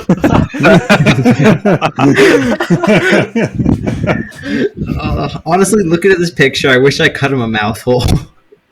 Oh god. Crazy. We're glad you didn't. Yeah. He would have looked at the dude on the top picture. I mean, I just can't with you. so First you put a foot behind your head. the idea just hit me in the middle of the night. I'm sure it did. Feet. You're not helping yourself here, bro. You're really not. So it's very simple. What I did was I simply cut a hole in some tissue paper and then I bet you glued did. said tissue paper to his face. I know the glue you use for it too. Yes, I used the white glue. It's more of a gray color, I think. A question: did you intentionally give your tanker a French manicure and painted tips? Like I actually did, his yes. nails are like nicely pink. He's like, oh my I god, made a look at point to do that. It's If because Jack I'm gonna is a tinker. cover. He's gonna get covered in grime and grease, so I wanted to make sure that detail pops out. Because he's in 1/35th, 1/16th scale. My bad. Yeah, and the only reason However you I'm including justify him, I'm only including him because I can't enter the weasel itself into a contest with an empty, open hatch. Wait, you can't? No. And not that big of a hatch. Like, that thing's enormous. It takes up half Hang the air. on. Greg, you want to get your microphone away from the fan? Thank you. Sorry. But no, see, you can't yell at me for including that picture because Yes, we it can. looks exactly No. Fine. You don't get to say we can't yell at you for that abomination of a picture. Look, That's he's what showing half his the fat show nipples. is. Yeah. Half of this is us yelling at you. You can't complain. You claim you added Nacho Libre. You At claim least you the added uniform Nacho has- Libre because it's a good reference when you have a picture right above of the exact thing you're making. Exact pose as well. Yes, exactly. Yeah, Like, you have to see the nips. no. Technically, there's only 2 nipples though. It's like half the deal. It. Jack, you're not helping. Jack has a point. Oh my god. Thank you for siding with me, Jack. Oh, I never said I was siding with you. Oh, Those that's are a whole lips. other I'm gonna put discussion. some of this CA glue on there. Keep your mouth shut. Take Next more slide. than Who's CA glue. next? Who's next? Oh, Oh, God, I'm sorry. sorry. Okay, this is. No, don't worry. This was just to show you. I have this kit. I'm building it. It's going to be done at some point in like the next 5 years. In the next couple of years. So is Edition. that a 35th tank next to it? Yeah, it's an Abrams. Ah, that is Damn.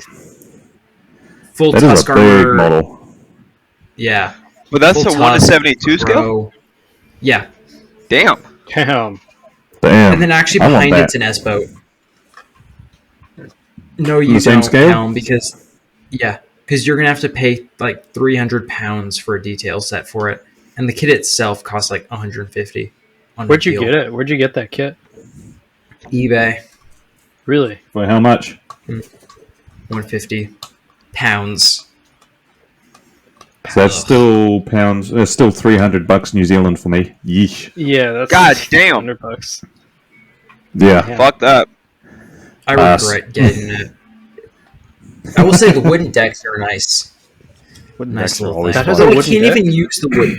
Yes, I can't even use the wooden decks though because they had steel decks, so I can only use it on the Damn it. bridge. Yeah, So, damn it. That was a roller it was coaster. inaccurate. Oh well. It's pretty nice looking, though. Oh, Oh, look at that. Jack, save us. Oh, it's so cute. It's little. this is my Comet. This is my only whip slide today. But yeah, that's painted up. There, we've got the camo, everything.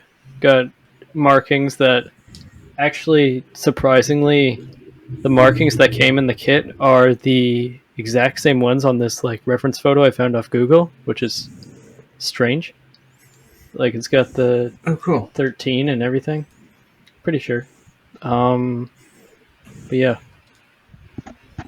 What scale is this one? 1/100th. Jesus. Very nice. How long did that take you to paint?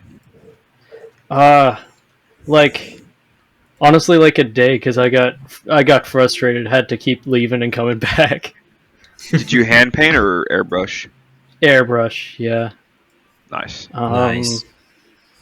Yeah, it was just like I did a lot of didn't mask this part properly, so I had to go back and you know. Mm-hmm. I got a question First. though. When you guys make aircraft, do you use a gloss varnish? I use a matte varnish. Matte varnish? Okay. Because Gloss is only used for certain aircraft. Like if you were doing a P-63, the Black Widow, or was it P-61? 61. Yeah. If you're doing a Black Widow, then those are done in a high gloss black. black. Or if you were doing, say, a mirror finish, you'd use a gloss finish, but otherwise, usually for aircraft, they're matte. All right. I was just feeling like it needs a bit of pop, but that'll probably come with the enamels that I throw on later. So Yeah. Well, and also because if you do a high gloss finish, and then do weathering, it looks a bit weird because then you have like a sort of matte weathering around glossiness. Oh, okay. I could see that happening. Yeah. Yeah. But then at the same time, gloss coats kind of do better for pin washes. So you could do a gloss coat to make weathering carry a bit easier. Then you do a matte varnish over the whole thing, just to seal it and just to dull it down. So you got options. Okay. Yeah, I'll have to take a trip down to. I'll have to go over Dennis's way and pick up some. I'm low on matte varnish, so Shout out Great Hobbies, Canada's best hobby store, no cap. no cap. Dennis, I don't know if you guys carry it, but Jack, you should definitely get ammo by MIG. One shot. No, not one shot. Lucky Varnish. Ultra matte. Lucky Varnish? Jack, don't Ultra listen matte to this Lucky Varnish. foolish American. We have no need for ammo by MIG products in Canada. It matters. Okay, but have you seen his models, though? Shh. We need that. And where is my Lucky Varnish? And on that, going on a hunt before we can get with this stuff. I found Dunkelgelb. Wait, no. For fuck's sake. intermission. We're just going to have one last intermission for the episode while we turn our cameras on, and we are going to have a discussion all about dioramas. And if you are still here after Ezra's works in progress slides, I thank you for it, and you are a braver person than I. Hope you enjoy.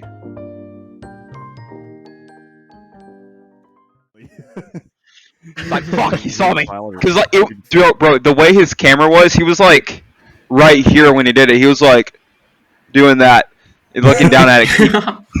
He was trying to show me the inside of his Greyhound, and he accidentally flipped the camera on himself. He's like, oh, fuck, hang on. Okay, there we go. I was like, oh, that's done! That's done! File a restraining order against us if we did that. Yeah, pretty much. So, Ezra, you know like, what he got mad when, I posted that picture of that Hornet that accidentally had his last name on it. What's his last name? Yeah, what? No, I don't remember We're that. recording. Oh. Do not. Oh, mention his shit. name. Scratch that. Scratch everything. Did you see his name? Dennis, you're gonna have to deep throat your mic a bit more. Did you see his name, Ezra? I want you to look into the camera when you do it. Wait, just I'll do it. Dennis, I'll do it. Dennis, just turn your microphone a bit. I just want to see it. What, this? Oh, I'm not going to do that. No. You have no protection on your microphone. Oh. No, of course not. Why use protection? Yeah. Feels better. Come on, Callum. What are you? No, see, I like the foamness because then it matches the. No, see, I like this because it matches the fuzziness of my beard, so I just rested on it. Callum consistency. So jealous, Callum. I can't wait to grow my beard. Right, so what is our discussion topic for this week? Dioramas. Yeah. Yay! Very good. The Marine learned something. Oh, wow. So this week we're going to be talking dioramas because all five of us have made a diorama of some sort, or a vignette, or something like that. Vignettes count. 100%. Vignette counts in this discussion. Vignettes count as anything. So I guess we've got a few questions to answer in order to talk about these. So I guess the first one is you are building a model. How do you guys decide the scene? How do you decide what base it's going to go on, what scene it's going to be, what's going to be in the scenery? What's your guys' process for just planning a base or diorama or vignette or whatever? A reference photo is always good. Yeah. No? Let's go around the room. So Jack, you're first. So if you're doing a base or vignette, how do you plan it? Like how do you get started? Well, yeah, reference photo is always good, just picking something off the internet. But a lot of my time actually goes to just picking out a bunch of like gas cans and whatever and just arranging them until I like the composition. Like sometimes I draw something out, but usually I just arrange like some sticks or gas cans or whatever will be in the diorama / vignette, and just play with the composition until I am, good to go. Nice. Yeah, Dennis? makes sense. Oh, the idea that I plan my stuff is a bold assumption. I don't. It's not funny. I don't. You wing it. You basically wing it. My dioramas, I have never spent more than like 4 hours elapsed time on one. So yeah, Actually, Fair enough. huh? Ezra, what's your take? Reference pictures. Yeah, reference pictures, or if, a fun idea will pop into my head, like with my Bob Simple. But, other than that, I'll just try to make a base that fits the model. Do you ever just sit there like during the day and you're like just thinking about it, go, oh fuck, that would be good. You got to just write down an idea. Have you guys ever done that before? oh yeah, Yeah, Absolutely. Usually it's about 2:00 in the morning. Lying in bed, and you're like, oh fuck, that's a good idea. Usually forgotten about by the next morning. I'll ask Greg last because he's like, I think in the podcast he is the diorama man. Mm-hmm. So, Greg, with your rather elaborate dioramas, how do you plan yours? How do you? What's your process? So it kind of varies, but for the most part, like for my Greyhound, for example, the one I'm doing right now, I'll look at like the kit, because typically the kits come with like different markings for different units. And me personally, I like to do more historical dioramas. So I'll take either reference photos from like the actual place. Video games are also a really good place to get like reference like photos, if you would. But I'll find out like what unit I'm doing, making the vehicle off of. Then I'll get the campaigns it was in, and depending on the campaign it was in, I will figure out if I want to do basically what campaign. So at that point, that's when I'll go and find reference photos, go online, look at different video games like Postscriptum, Hell Let Loose, even Arma. Arma's a good one. I wonder why.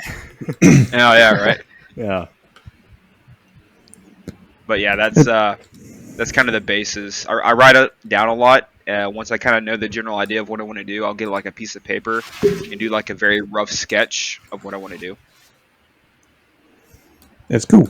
That's cool. I kind of do I do a little bit of planning, and then whatever I plan never happens. So I'll usually start every single base diorama. All four of them, let's be honest. They have started as something and turned into something completely different halfway through because I changed my mind. So I usually end up with something completely different to what I started with. But that's just the way that I do stuff. So, stuff like... Nothing wrong with that at all. Yeah, like my HMS Middleton diorama, my German machine gunner, they all changed halfway through. So... Yeah. Well, they turned out swell. So. Yeah. So. So what's the favorite material for building? What do you guys use a lot? What's your go-to for dioramas? For which part? Yeah. Depending on so pick out like a diorama you've built. Walk us through the process of what you use to build it with. So I'll lead. So we'll say with this one. This is my IGB 700th HMS Middleton, and this is one of the dioramas that started as something, and then halfway through I changed the design. So this one I used the AK Interactive Stillwater. as a base. I just dammed it up, and then used their gel effects to create these waves. Callum, how'd you find the still water was for doing kind of like that aquatic base? Because a lot of people end up using a 2-part. It's really good, as long as you're not doing like a deep pour. So this was only maybe 3 millimeters, just so I could have some sort of water-like base for doing more water effects on it. I highly recommend that stuff because it's just pour straight out of the bottle. You don't need to mix anything or anything like that. It's really good. So then the gel effects. The gel effects is interesting, depending on how you use it. Because you put it down when it's still wet, and it sort of smooths itself out. So when you put it down, you've got to give it like 5 or so minutes, and then you can go back with a paintbrush. I don't even want to know what they're giggling about. Don't ask. Don't ask. I'm not. So then you go back with a paintbrush to give yourself more of a broken water effect. Yeah, and then with the depth charge explosion, all that is some cotton balls glued down. So it's kind of an interactive sort of. I can change how the physics of the explosion look. So 4-dimensional. Yep, I can change it to suit my mood, basically. Yeah. That's amazing. How long did that take you to do? About 3 or 4 days. Nice. That's because I got I did the water effects on top of the still water, and decided to change it after it was dry, just because the water was the waves and stuff were out of scale. They were quite out of scale, so I decided to change it. The good thing about that stuff is if you do want to change it, you literally just take the corner and you can just peel it off like masking tape.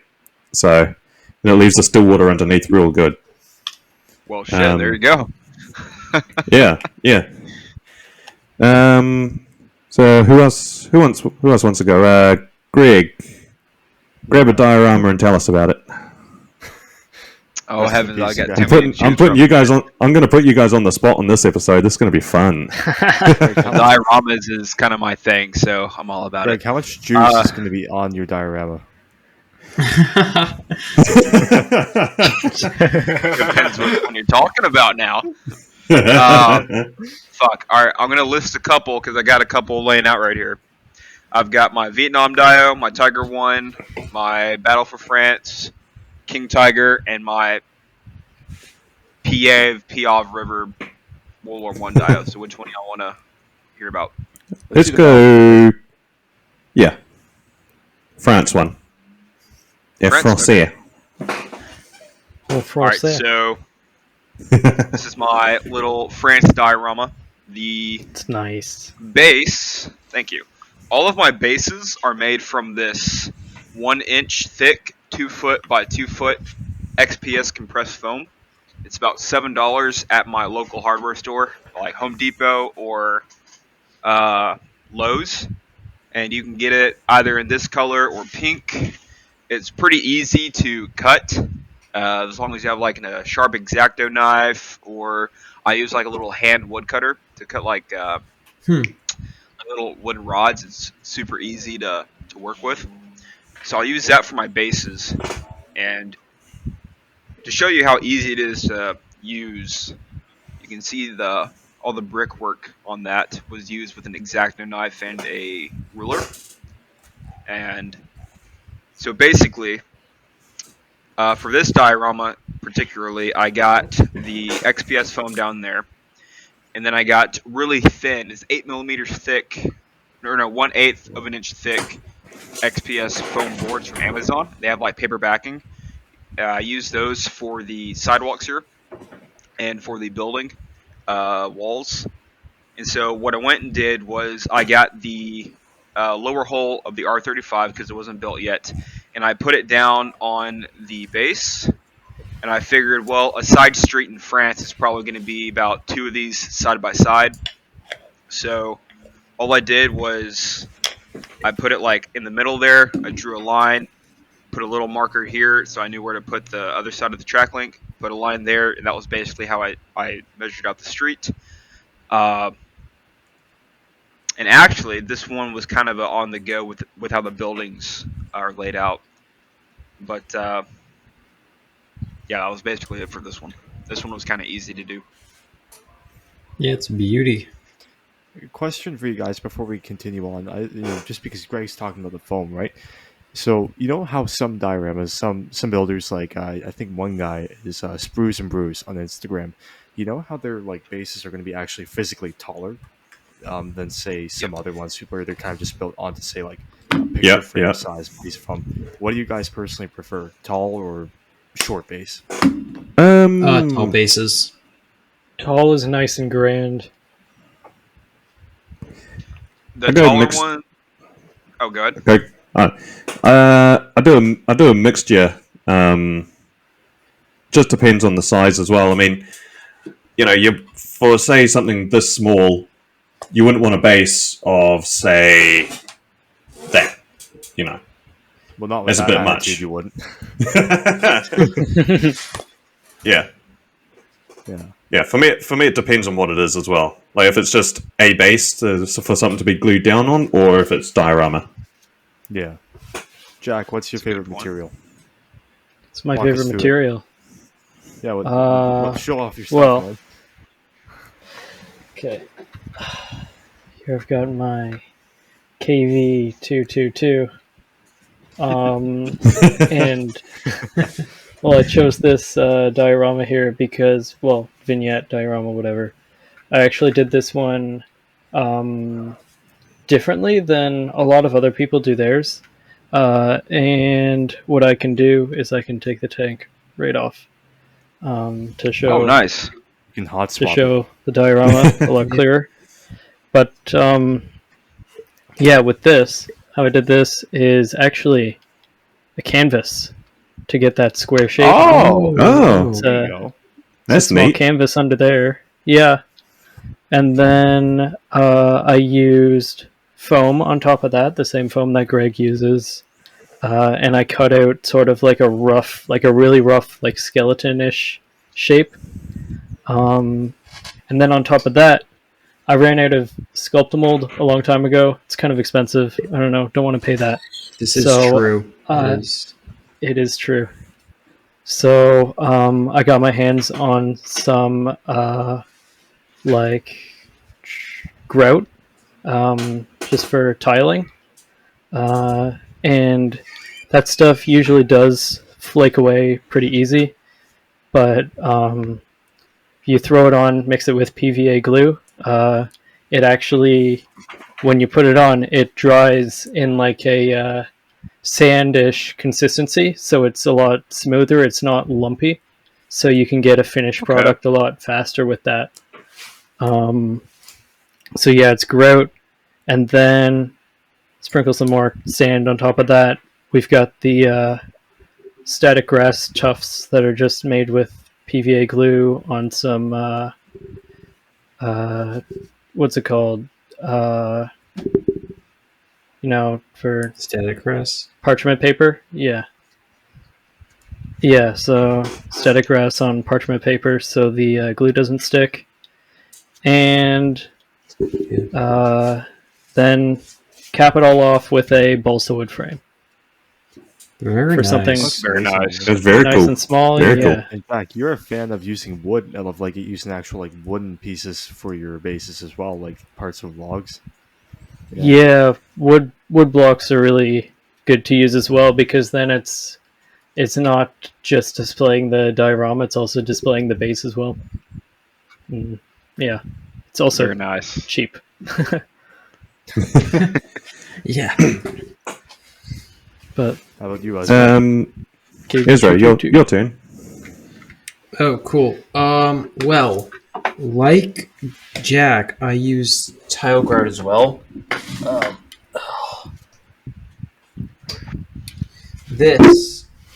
The base for this, let's try to get it in the frame, was made using tile grout on a 2x6, I think. Yeah, for my shot kill Delette. I think it looks quite nice. Absolutely. It's bigger than a Yeah. normal base I would do, but yeah, I'm very happy with how it's looking. And the tank's not glued down yet, so you can see like all of the painted rocks and variation I got going there. Oh, that's nice. They look very cool. Dude. Wow. Yeah, thank you. Just switch over here. But yeah, that's pretty much just how I do them. Tile grout, and then layer enamels on top of it. Very nice. Dennis, what's your thoughts? What's your So you guys have shown all these amazing dioramas. Meanwhile, I'm out here like I've like literally. So maybe 2 months ago, no, more like 4 months ago, I got into doing dioramas, and I've been doing them like. I do mostly like standalone builds, but I've been trying to get into it. But yeah, so my stuff, it probably is mirrored. I'm assuming that the text is mirrored for you guys. nope. Repoed? No. Repo? Okay, That's yeah, good. You're all good. Yeah, I mean, like my stuff, I've tried to kind of make almost like half vignette, half diorama, where it's like just a little display base for a vehicle, but then it also tells a story as well. Got terrible lighting, but yeah, I mean, what I've been using really is up until now, I've been using just literally scrap styrofoam, and I've been using a hot foam cutter to kind of get it into a nice shape. And AK Interactive makes this paste, not unlike their earth terrain pastes, called foam texturizer and sealer. And I take a spatula and just kind of rub it along the side, and I find out kind of whatever is left, those little grooves and indentations look kind of like earth when you're done with it. So you can kind of have it look like, you know, the earth you have on your diorama fades into the base as well. What I've been using for terrain, here, let me see if I can get that more visible. But yeah, kind of around. So for my dirt and all that, I actually just use a dollar store potting soil, and I crush that up with them in a mortar and pestle. I get PVA glue and some sand and some rocks, and then maybe a little bit of pigment. Mix it all together and stipple it on. That's what I use. I find that it's just cheaper than say getting, you know, a pre-made paste. And then I airbrush I'll you know, add my static grass and all that. I add some things like, you know, twigs and stuff like that. I even like, you know, a spare road wheel.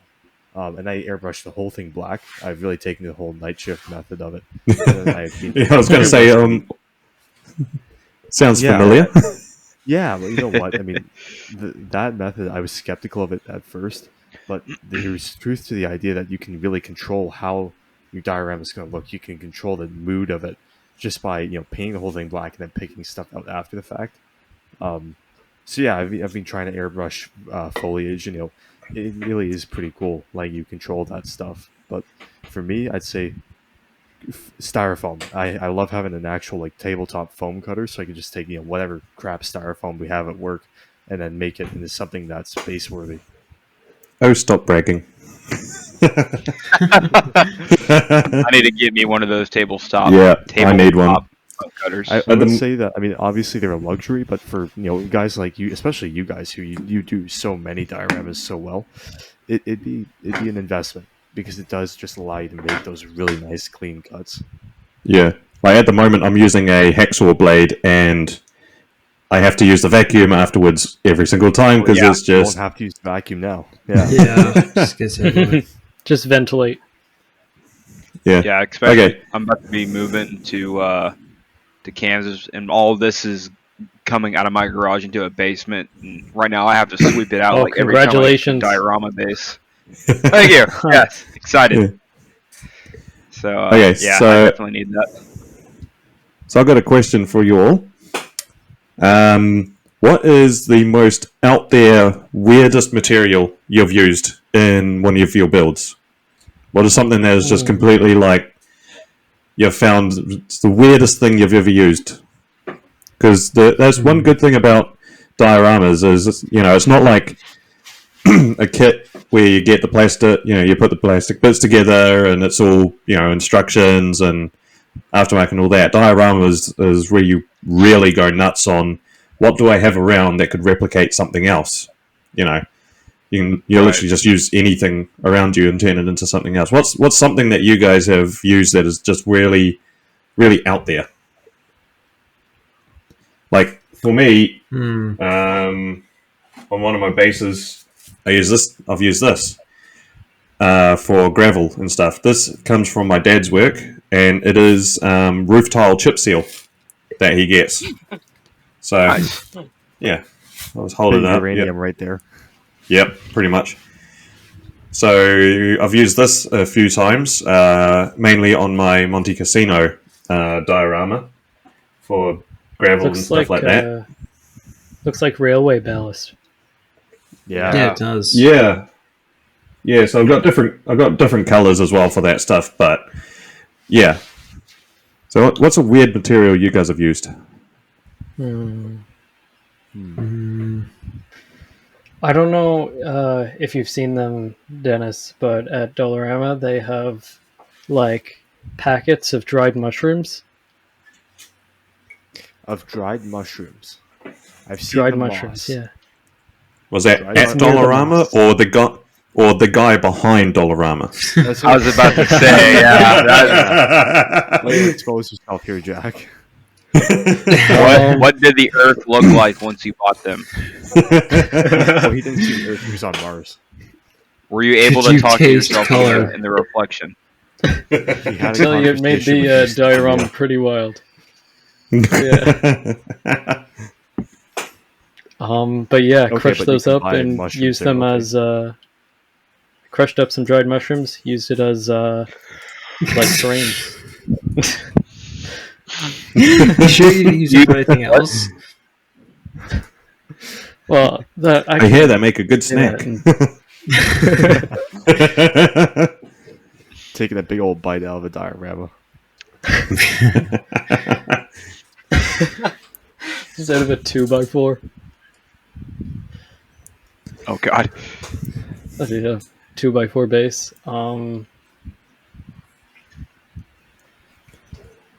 Okay, so Anything else? Easter eggs in dioramas. I know Greg's has put a few in his. Has anyone else done anything just that little bit extra to a base, just that you know about? One thing that I've done, again, I haven't really done enough dioramas to say I've got a proper Easter egg, but let me see if I can get the lighting. I hope this doesn't fall. You guys see right there the little wheel there? So that is just from the spare spin. That is actually the idler sprocket off of a Martyr 3M. And this is sort of a Normandy, kind of like post-Normandy themed diorama. So like I've had it so that sprocket's basically become rusted out and overgrown by plants. But it's just something that people might not necessarily recognize at first. It might just be a piece of debris. But if you kind of look into it, it kind of tells the whole story about the German army being ransacked after Normandy. So yeah, just like a little something. Nice. That's cool. Oh yeah. Nice. Yeah, I haven't built enough to have any Easter eggs. I know, Greg. He's plugged the podcast in his builds. This is true. He's got the most to say, so he's going to go last on it. So for this diorama, my little thing is the MP40 and the cross. It is the German take on, the sort of classic classic thing of the rifle upside down with the helmet and stuff on it. Well, this is sort of my take on it. It's an MP40 on a cross. So it's like the German version of it, say. Yeah. Yeah. Very nice. And Greg, you may go with your list. A list I do have, let me tell you.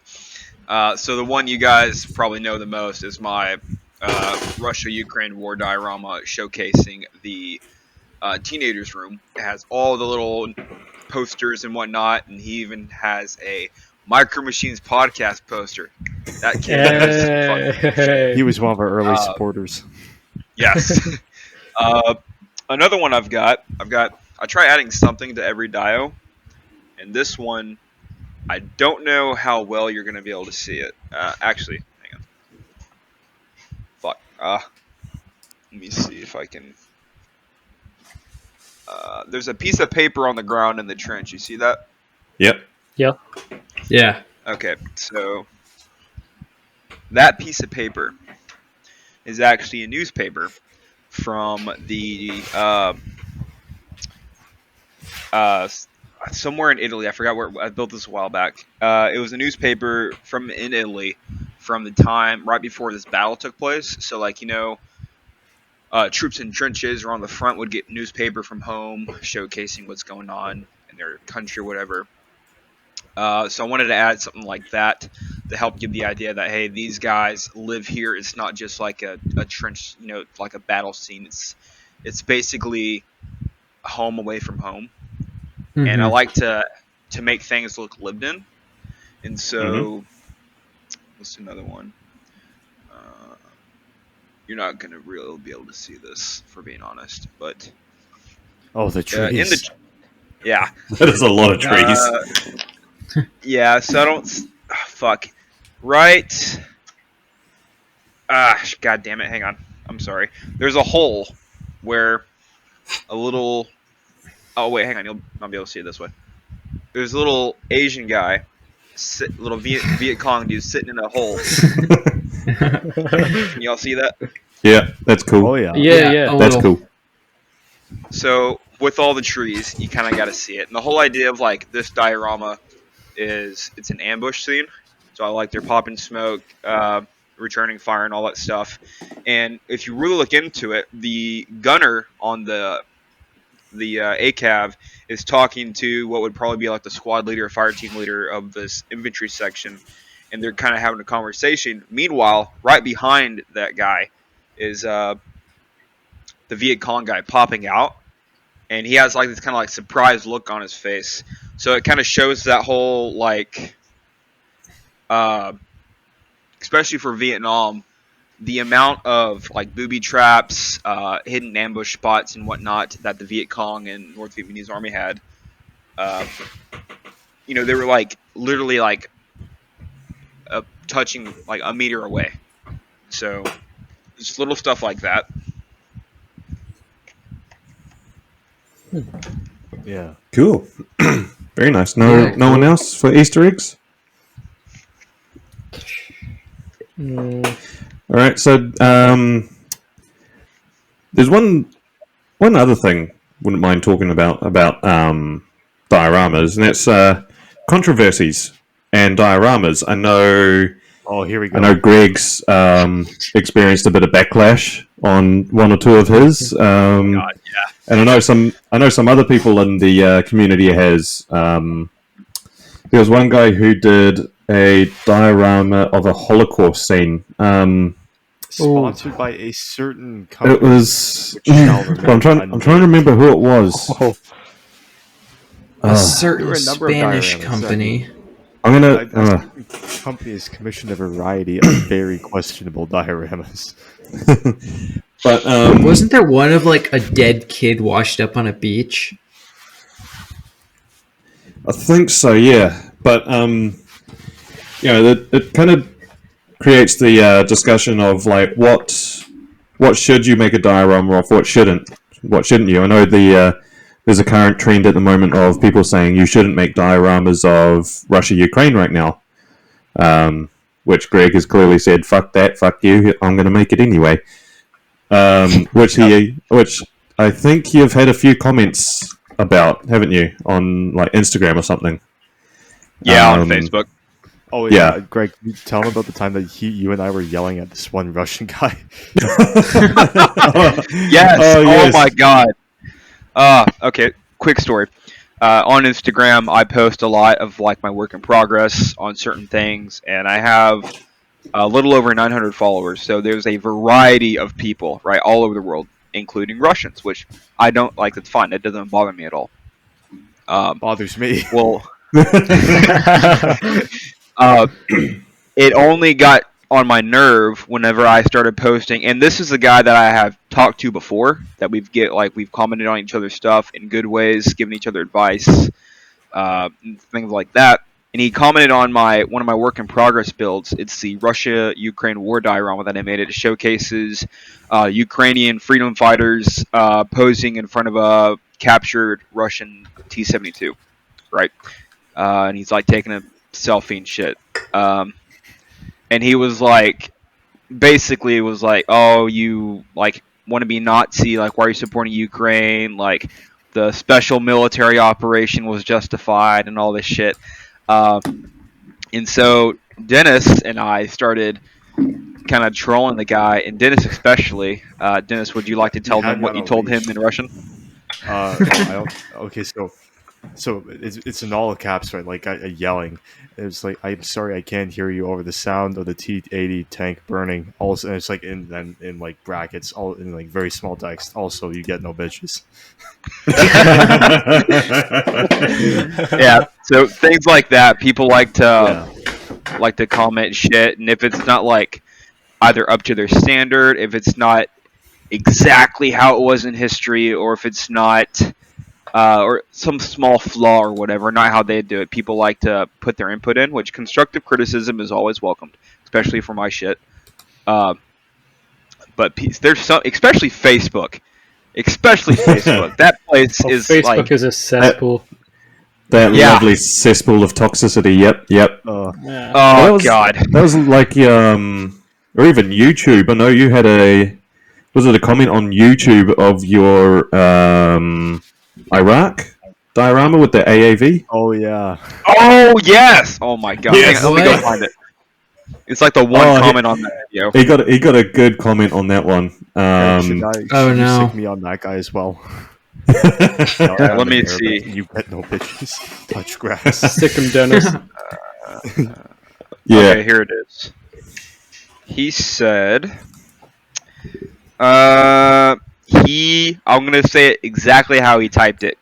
He glorifying the murder 1.2 million Iraqi. So he was saying that I was Guys, glorifying the murder of Iraqis, right? And this is a build, just to show you. It was a commission build for a guy getting out of the Marine Corps.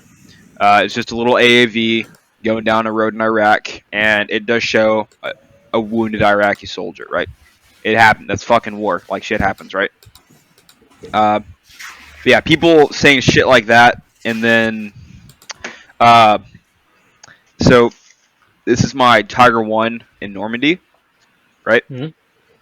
It's supposed to be Tiger 114, which was a Tiger in Normandy, and on Facebook there was this clown. There were never Tiger tanks in Normandy. Like, bro, simple Google search. Jack would have something to say about that statement. Yeah, right. Canadian. Like, dude, like the amount of, like, I get it. These guys are old. They are set in their ways. Whatever, that's fine. But a simple Google search, read a book, or Google, yeah. right? I literally Yeah. Googled, were there Tiger tanks in Normandy? Took a screenshot of the first thing that came up and posted it on that board. And I was like, you, sir, are wrong. There were Tiger tanks in Normandy. There weren't a lot, right? But they were there. But they were there. They were fucking there. And Yeah. he was like, "Oh, you're wrong. You're fabricating." I'm like, I give up. There's, I got to admit, I always get excited, Greg, whenever you post pictures of a diorama like that, just because I'm like, I'm just waiting. I'm waiting for that one guy. Yeah. oh, they We know come. it's gonna They definitely do. Mm. Like, Yeah. there was like the Vietnam dio I showcased when I took it to the IP mess in Phoenix. That same kid that commented on my Chechen War dio with a yellow leaf that said it was a paint splotch. Like, yeah, he Oh, said you saw him Viet Cong again? wouldn't be. No. It was the same day because I took both dios to that show and I had them like side by side. The same kid was like, "Oh, the enemy wouldn't be that close in combat." I was like, "You he's a kid." Shut the fuck up, you little bitch. You're, It's like, you're just fuck, sitting there right. going like, the willpower not to punt you across this room. Like, Mm. so I kind of understand the Chechen War thing a little bit because like Mm. no one really knows of the Chechen Wars, and there's like a very light snow coverage of the diorama, but there's like a couple like red and yellow leaves kind of strung out, but they're very very few and far between. So I could kind of see where he could come from with that compared to his comment about the enemy wouldn't be that close in Vietnam. But like common sense, dude. Like it's the shape of a leaf. Like, yeah. I actually fuck. got. Yeah, he I should still recently get got punted. Yeah. Yeah. This one isn't diorama, but it's still funny. I got a comment the other day of my I-16, my Finnish I-16. Now we all know the Finnish used a giant blue swastika for their aircraft identifications. Now, the kit does come with it, and the underwing of my I-16 has got the swastika. However, when I was halfway through recording, putting on the decals, I then thought, hang on, I'm recording this and going to put it on YouTube. It's probably not a good idea. So I didn't. I've just got crosses, but no swastika. And I had someone comment on it. Hang on. Someone commented about the lack of swastika. He said it made me chuckle a little bit when I read it. Oh heavens! It's your bill. You can do whatever the fuck you please. Yeah, normally I do have aircraft with swastikas on them because accuracy. That's what the markings were. For this one, I purely admitted it just because it was going to go on YouTube, and I know what they can be like. But hang on, I'm just bringing it up now. While you're bringing that up, I just want to point out it's so funny that you guys are so worried about the swastika. Meanwhile, I've put the Hinamaru on literally like every third model I've built, and I've recently done a car with like an entire rising sun over the hood, and no one's ever said anything to me about that. Well, I think that's because it's not as known. I think it's not as known as the swastika. You need to refine your edginess. Here it is. Oh, go ahead. He said, "I really wish the model companies would get over the omit the swastika nonsense, because even on the box art, they don't have the swastika on it. Well, bro, it's the law. They can't sell it in Germany if it's got the swastika in it. Or Australia. They can't change it. Or Australia. There you go. Actually, in Australia, some Finnish. Go. Oh, go ahead. Didn't some Finnish aircraft not have the swastika? No, I don't think not. That was their identification. Yeah, and roundel as well, but I think they use both. Yeah. Well, I think the roundel was the white and blue roundel, but then that matched the British naval aircraft. They couldn't. Yeah, so they had the blue swastika. Yeah, but in Australia, they're banning the swastika to the point where they're having to review the law about models. Whether it's educational and historical versus glorification.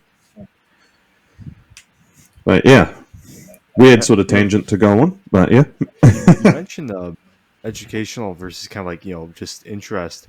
I was just thinking now, like, what do you guys think about like the whole, like the argument? I've heard some people say that like if you're doing say like what Greg did with the Ukraine war diorama, if he's doing it not to glorify it but rather to be like more educational, or say like you've got a model of the Bismarck, the swastika on the prow, and it's got that if the guy's doing that for educational purposes and not to glorify it, then this like make it so you can basically make a diorama of anything, and as long as the intention is to be educational or convey a certain message, is that okay? Whereas say if you were building it just for not to glorify, but you were building it just say for the shock value alone, does that somehow make it more or less valid as a decision to make it? Or?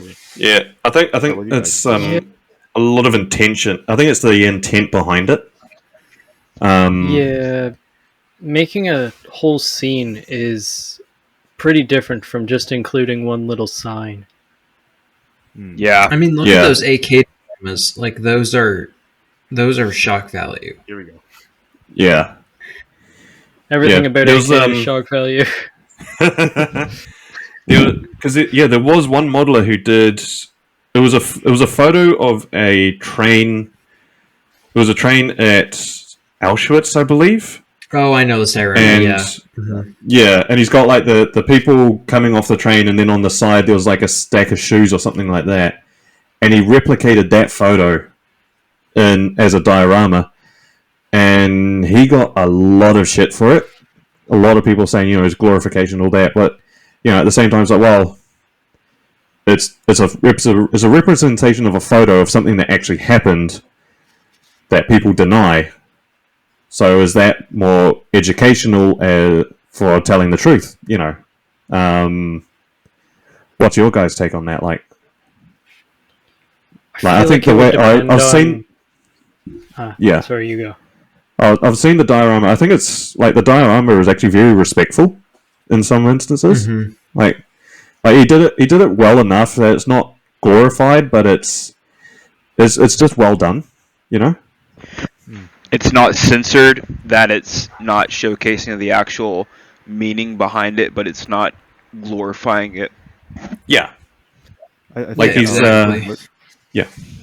yeah, I think a good kind of litmus test, if you're thinking of making something, is that, say, with what you're talking about, could you say, for argument's sake, put it in a museum and like an exhibit about it, and would it sort of make sense that it was there? Is it something that can be used to convey a certain message, or is it just going to be something that's representing the scene with no context or no purpose? That serves anything other than just it's a model of the Holocaust. Yeah, I think it'd be better in a hotel. A museum. I'm sorry. I'm falling asleep. Actually, Yeah, welcome to Best Western. We have Holocaust dioramas in the back. Jack, did you ever go to the ROM? Did you ever go to the Royal Ontario Museum recently, Jack? Not recently, like when I was really Okay, young. because recently they've got a section dedicated to that, and they have Wait, actually? a scale model. Yeah, they've got a scale model of gas chambers, and it's kind of like the AK thing. There's no people in it, but like whoever made it weathered it. They put in work on that, but I think it's like that was something that they had. It was used more or less as a way to kind of explain what happened, rather than just not glorifying it, but just representing it for the sake of representing it. So see, something like that makes total and complete sense. Yeah. Is a 17-year-old listening to death metal in his garage building that going to be thinking the same thing? Yeah. Bruh. Because I did a trip to Auschwitz. I've seen those chambers. It's fucking scary. I can tell you that. There's only one left. The rest were hastily destroyed before it was taken over. They were trying to hide the evidence. Right. But I think a diorama of that with no people in it, just showing, because a photo only does so much. A photo is a 2D sort of. Here's a photo of the chamber. I think if you bring it though as a 3D, you can look around the entire thing. I think it brings a bit more to it. A bit more feeling, a bit more of an idea. Mm-hmm. Right. I think as soon as you add people and the violence towards it, that's glorifying it. But if you take away the people and you take away like their emotions and all that stands for, it can serve as a really good visual representation of something historical rather than just people suffering. Yeah, totally. Right. So has anyone else got anything to talk about with dioramas? Any other notes? Any other... No? I think we've lost Dennis on the camera now. I'm here. He's loading, still there? don't worry. Yeah, I'm here. That great Ontario internet, is it? Oh, yeah. Man's on Rogers as well. But yeah, that was a good discussion. Yeah. Oh yeah. So, Dennis, you want to tell the listeners about our socials before we bugger off. Oh wow, you guys are going to be able to watch us all react. So we're not just a podcast on Spotify and YouTube and wherever, those two. We are also a model club. So we have a Discord server, and you can basically access it to talk with us and many other people from around the world about your scale models and all that stuff. Yeah, the server link will be in the description of all of your Spotify's. And basically all of our episodes, you can find it there. And join the Discord, yell at us if you want, or play along. Yeah. Don't post Yeah. random We won't make memes. you pay. Yeah, Oh, yeah. but if you do join the Discord, there's always someone to chat to. If you're experienced in the hobby, or even if you're new, we've got a few people on the server that are brand new to the hobby, and if you're stuck on something or you need advice, just shout out. Someone will answer, and you'll get some good advice. So it's like a live Shout sort of out to tutorial. Simply the Wise. Yes, shout out simply, if you're listening to this, I will see you tomorrow. Tomorrow, or the time he's watching this tomorrow? It matters not. I will see him regardless. Very well. All right, Also, then. if just Yeah. a kind of caveat of what Callum said, for those of you who want to actually talk and do like hangouts with anyone, we kind of host those as well. Anytime you want, we got a part of the Discord is modeling VC, like a voice chat. You can turn on your video camera or just do voice chat, and people go in there, build together, hang out, bullshit, whatever. It's a good time. Okay. Yeah. Gaming as well. Yep. Gaming too. Oh yeah, Yep. gaming. Alrighty, well, I mean, if you've watched the pod up until this point, thank you all so much, and it's been a pleasure making this, and we hope to see you on the next one. Yeah. Absolutely. Bye, everyone. Absolutely. Bye. See ya. See you, boys.